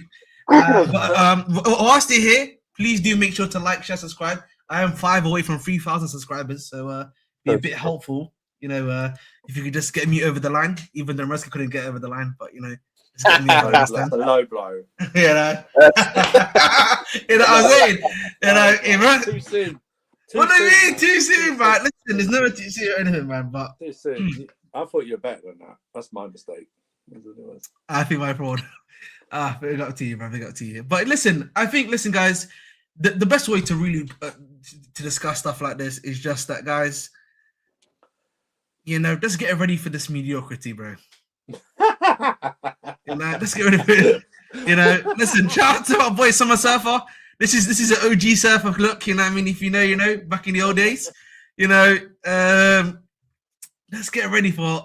Listen, this is gonna go one of 2 ways, bro. Either we're gonna go on a crazy purple patch and win a cup, or we're gonna do like what Lampard did after Potter left. We were like in a relegation battle for like half the season. I mean, I don't, you know. I feel sorry. You know, I feel like any new manager that comes in now is gonna get like the Benitez treatment. By the way, as well, Loki. They're not gonna like the fans are not gonna like him. No one's gonna like him. He's gonna get the Benitez treatment, bro. He's actually gonna. He's generally gonna get the Benitez treatment, bro. Hey, he won us a trophy, man. Shout out to Benitez. Listen, we've had coaches that shouldn't have won shit that won stuff. Like we'll see, man. We'll see what happens. Like I know people are very pessimistic, but like I don't know, man. I just feel like we could get on a run. Maybe it's hope, but you never know, man. Like this club, like when I think it's gonna fail us, it just does something great, and when I think we're gonna do something, we just fall apart. So we'll see what happens, man. Like the juxtaposition is that if we do something, win something, then it doesn't change anything. Nope. Like in terms of if we win a 3rd Champions League, guys, these SDs are never leaving. That'd be if we win that 3rd Champions League, that would be the worst. That I'll celebrate winning it, but I can't. It'd be worse than 2021 when we convinced ourselves we just needed a striker. Yeah, I remember that. Yeah, bring Lukaku. Yeah, I remember that. Yeah, bring. We just need. It's going to be a centre back in our case, though. Bring us a top tier centre back, and it's going to be good. You remember? That's going to be the talking point, bro. I can see the conversations now. We're in a 3rd Champions League. This must now. Now we can kick on. Kobe Minu midfielder. That'll be it. Kobe Minu. Like that. Kobe Minu. Oh, wow, these games are crap today. It was like only 2 goals. I didn't even know Liverpool played today, by the way. I didn't even know Liverpool played today. That's how bad it was today, bro. The news was so crazy that I forgot Liverpool played today at 5 or 6 p.m. It's crazy. Question for you, Andrew. Andrew, Fat Frank, part 3. Will you survive? You know that we should ask Scott that question actually, Scott. Fat Frank, part 3. What are you saying on that one? Do it, bro. Bring the vibes back. I need full, unmitigated chaos at this club. We're not winning shit anyway. I don't care. Hang on. Frank's got a better job at commentary at the moment. Oh, he would never Frank come back. is enjoying life at commentary, bro. He's enjoying life in the on a Living serious Championship. note, on a serious note, he would never come back to this football club. By the way, like he would never come back to this football club In this current state, yeah. Yeah, in this current state with these owners, he'd never come back. And like more power to him. He's actually it's going a bit. Recent form has been crap, but they're still first. And yeah, more power to him. Honestly, just I kind of want it just for chaos purposes. Literally, man, Lampard would actually kill me, man. No, just Lucas, we're winning shit anyway. So I want full chaos. I want these owners, like Barley specifically. I want everything laid bare. When it starts failing with Lampard, I'm hoping that might unite everyone. That's my only hope. Is if Lampard starts failing with some of these dog shit players, that unites everyone because it's Lampard. But again, it's like I can't speak for people in London, but do you guys protest a lot? Is that something that's part of your culture? No, what is it that's going to need to? That's After the the thing. 80s, there's no chance. After the 80s, there's no. But that's what I'm saying, right? What's it going to change? Are you guys going to go to the stadium every week and protest the owners or the SDs or whoever the target is? They tried it last season at the Southampton home game, I think it was. And yeah, it was. It was a measly protest that had about 7 or 8 different messages, right? And I predicted this before. I said, I know what's going to happen. Well, they'll have that protest. They won't do another one to follow up the next game. And we're in four games in a row, which we did. And no one talks about it ever since. That's what happened. Mm-hmm. Because we're so easy. That's what would happen. That's what would happen here. Whatever the next home game is, I can't remember what it is. But there'll be a slight. But I don't even think that would happen. If say a miracle happened that we pull off a win at City and win the next few games, nothing would happen at that home game because we would have won the games and no one would care. You know what it is, Andrew? The thing is, the fans, they flip every week, bro. Yeah. So if we go on a 3-game winning streak, people are gonna be like, "Oh my god, Rosenior is amazing. This guy's it." You can't sack Lampard. Why is this Tuchel coming in 4 months later? He's won the Champions League. But if Rosenior wins a trophy, bro, people are gonna be Rosenior in. This is, I promise you, this is literally, what's it called? Yeah, that guy, the guy that's got the one eye, is literally Iqbali in that when the process was happening. Smoke. The other guy's in the light. He's getting talked to for like that to the masses. Iqbali's this Iqbali, bro. This is Iqbali, by the way, put his whole time at Chelsea. Even though there's been multiple reports talking about Iqbali and what he does at the club, somehow it's like a Jedi mind trick, isn't it? Yes. It's just, I am not at fault. Blame someone else. Bro, that guy scares me, bro. That guy scares me. He genuinely scares me. Like Iqbali, he looks like the devil, bro. This guy, he's done some shit, bro. There's no way he hasn't. But he's never smiling. I've never seen him smile before. Nah, man. Nah, it's crazy, man. It's crazy, and I just think, listen, I just can't wait to see what we get with the new gaffer. Big up to him. I'm looking forward to seeing what we can do here. The craziness, the amazement that I'm. Listen, if we go on a 3-game winning run, people are gonna think he's great. If we lose 3 games in a row, they're gonna want him sacked. It's the same thing every year, bro. The thing is, I don't think that's even gonna be the case. I think this guy's gonna have less grace given to him. Bro, are you kidding me? Price is the guy that flip flops every week, bro. No. The thing is, people have always expected this guy to be the next manager up anyway. Yeah, and they've not been too happy about it in general, right? And then the way that the situation has turned out, how the managers left, we're allegedly getting rejected by a lot of managers left, right, and center at the same time too. Yeah, I'm not sure that that's a happy, clappy environment to make stuff happen in. But listen, let me just give you an example, right, Ahmed? Last season, we almost didn't finish in the Champions League spots. People wanted Maresca out. I remember this, right? This is why I've been consistent with my position on Maresca, while other fans have flip-flopped every single week. Until the last 5 games of the season, people wanted him out, and then we went on a 5-game winning streak. We made the UCL spots, and people loved Maresca again, right? And then we won the Conference League in the Club World Cup, and people loved him. So it's like up until that point, they hated him, they wanted him gone, and then we went on the 5-game winning streak to close out the season, just like Poch did, by the way. Poch did the same shit. People hated Poch, and then towards the last 5 games of the season, he went on a winning run, and then people were like, "Oh, we can't sack Poch." Poch was terrible, you know. But people keep flip-flopping every single year. It's like this, bro. Every single year they do this.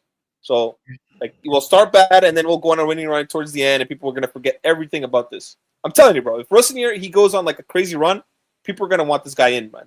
It's going to happen.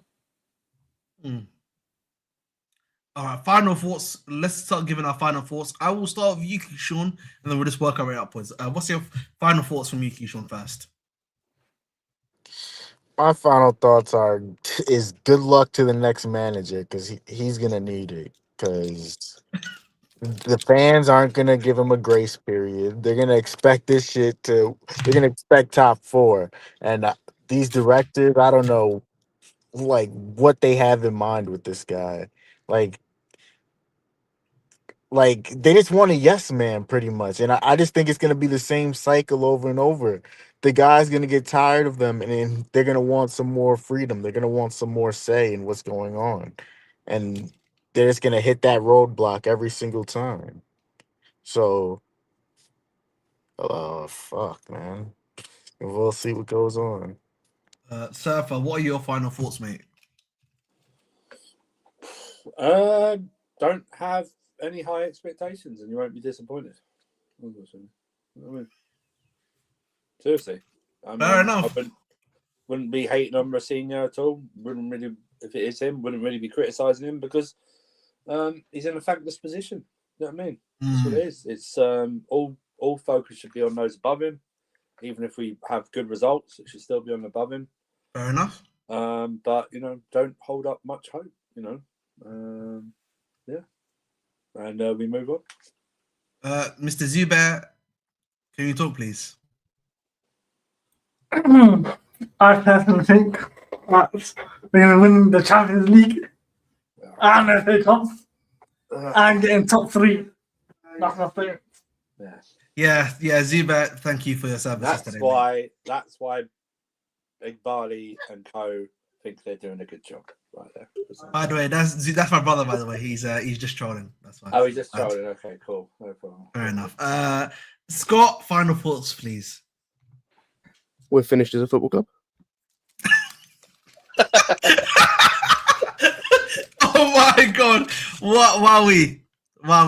Thank you. For we're winning another major honor while these guys are in charge. Fair enough, Scott. You know what? First, and listen, before myself, let's do it, Lucas. Well, I'm actually like curious to see like the length of the contract, because if it's 18 months, that's good news. Or then we'll see what happens, man. Like 6 months with a 5-year option. That's what it is. Oh yeah, just quickly, how many goodbyes have there been from Maresca right now? Because like I saw one of my fairly reliable subscribers was saying that not a lot of them. Sanchez, Colwell, I think Neto's done one. I know Fernandez and I think Reece James, right? I don't think Palmer's done one. No, so there's only like 5 of them basically. Five of them basically have done the goodbye to the gaffer. So it's very interesting. I don't know about you guys. Right. It is. That's another thing where it's like, say what you want about Pochettino, bro. Man, them were crushing it about Pochettino leaving the club. That's what I'm gonna say. I hate Poch, but management wise, he was class. That's the one thing I always give Poch. I will always give him. Management wise, he's undefeated. You know why? Because he absolved them of any mistakes. Of any accountability. That's why. True. Yeah, I told you, he's more like a guidance counselor than a fucking football player. But listen, chat, we're going to be going over to my good friend, the American man, Mr. Prophet Man, the sponsor of the Bridge Nations trip to Bournemouth. Thank you very much, Mr. Kaji FC. You can catch you'll probably catch a few of us on there anyway. See you then.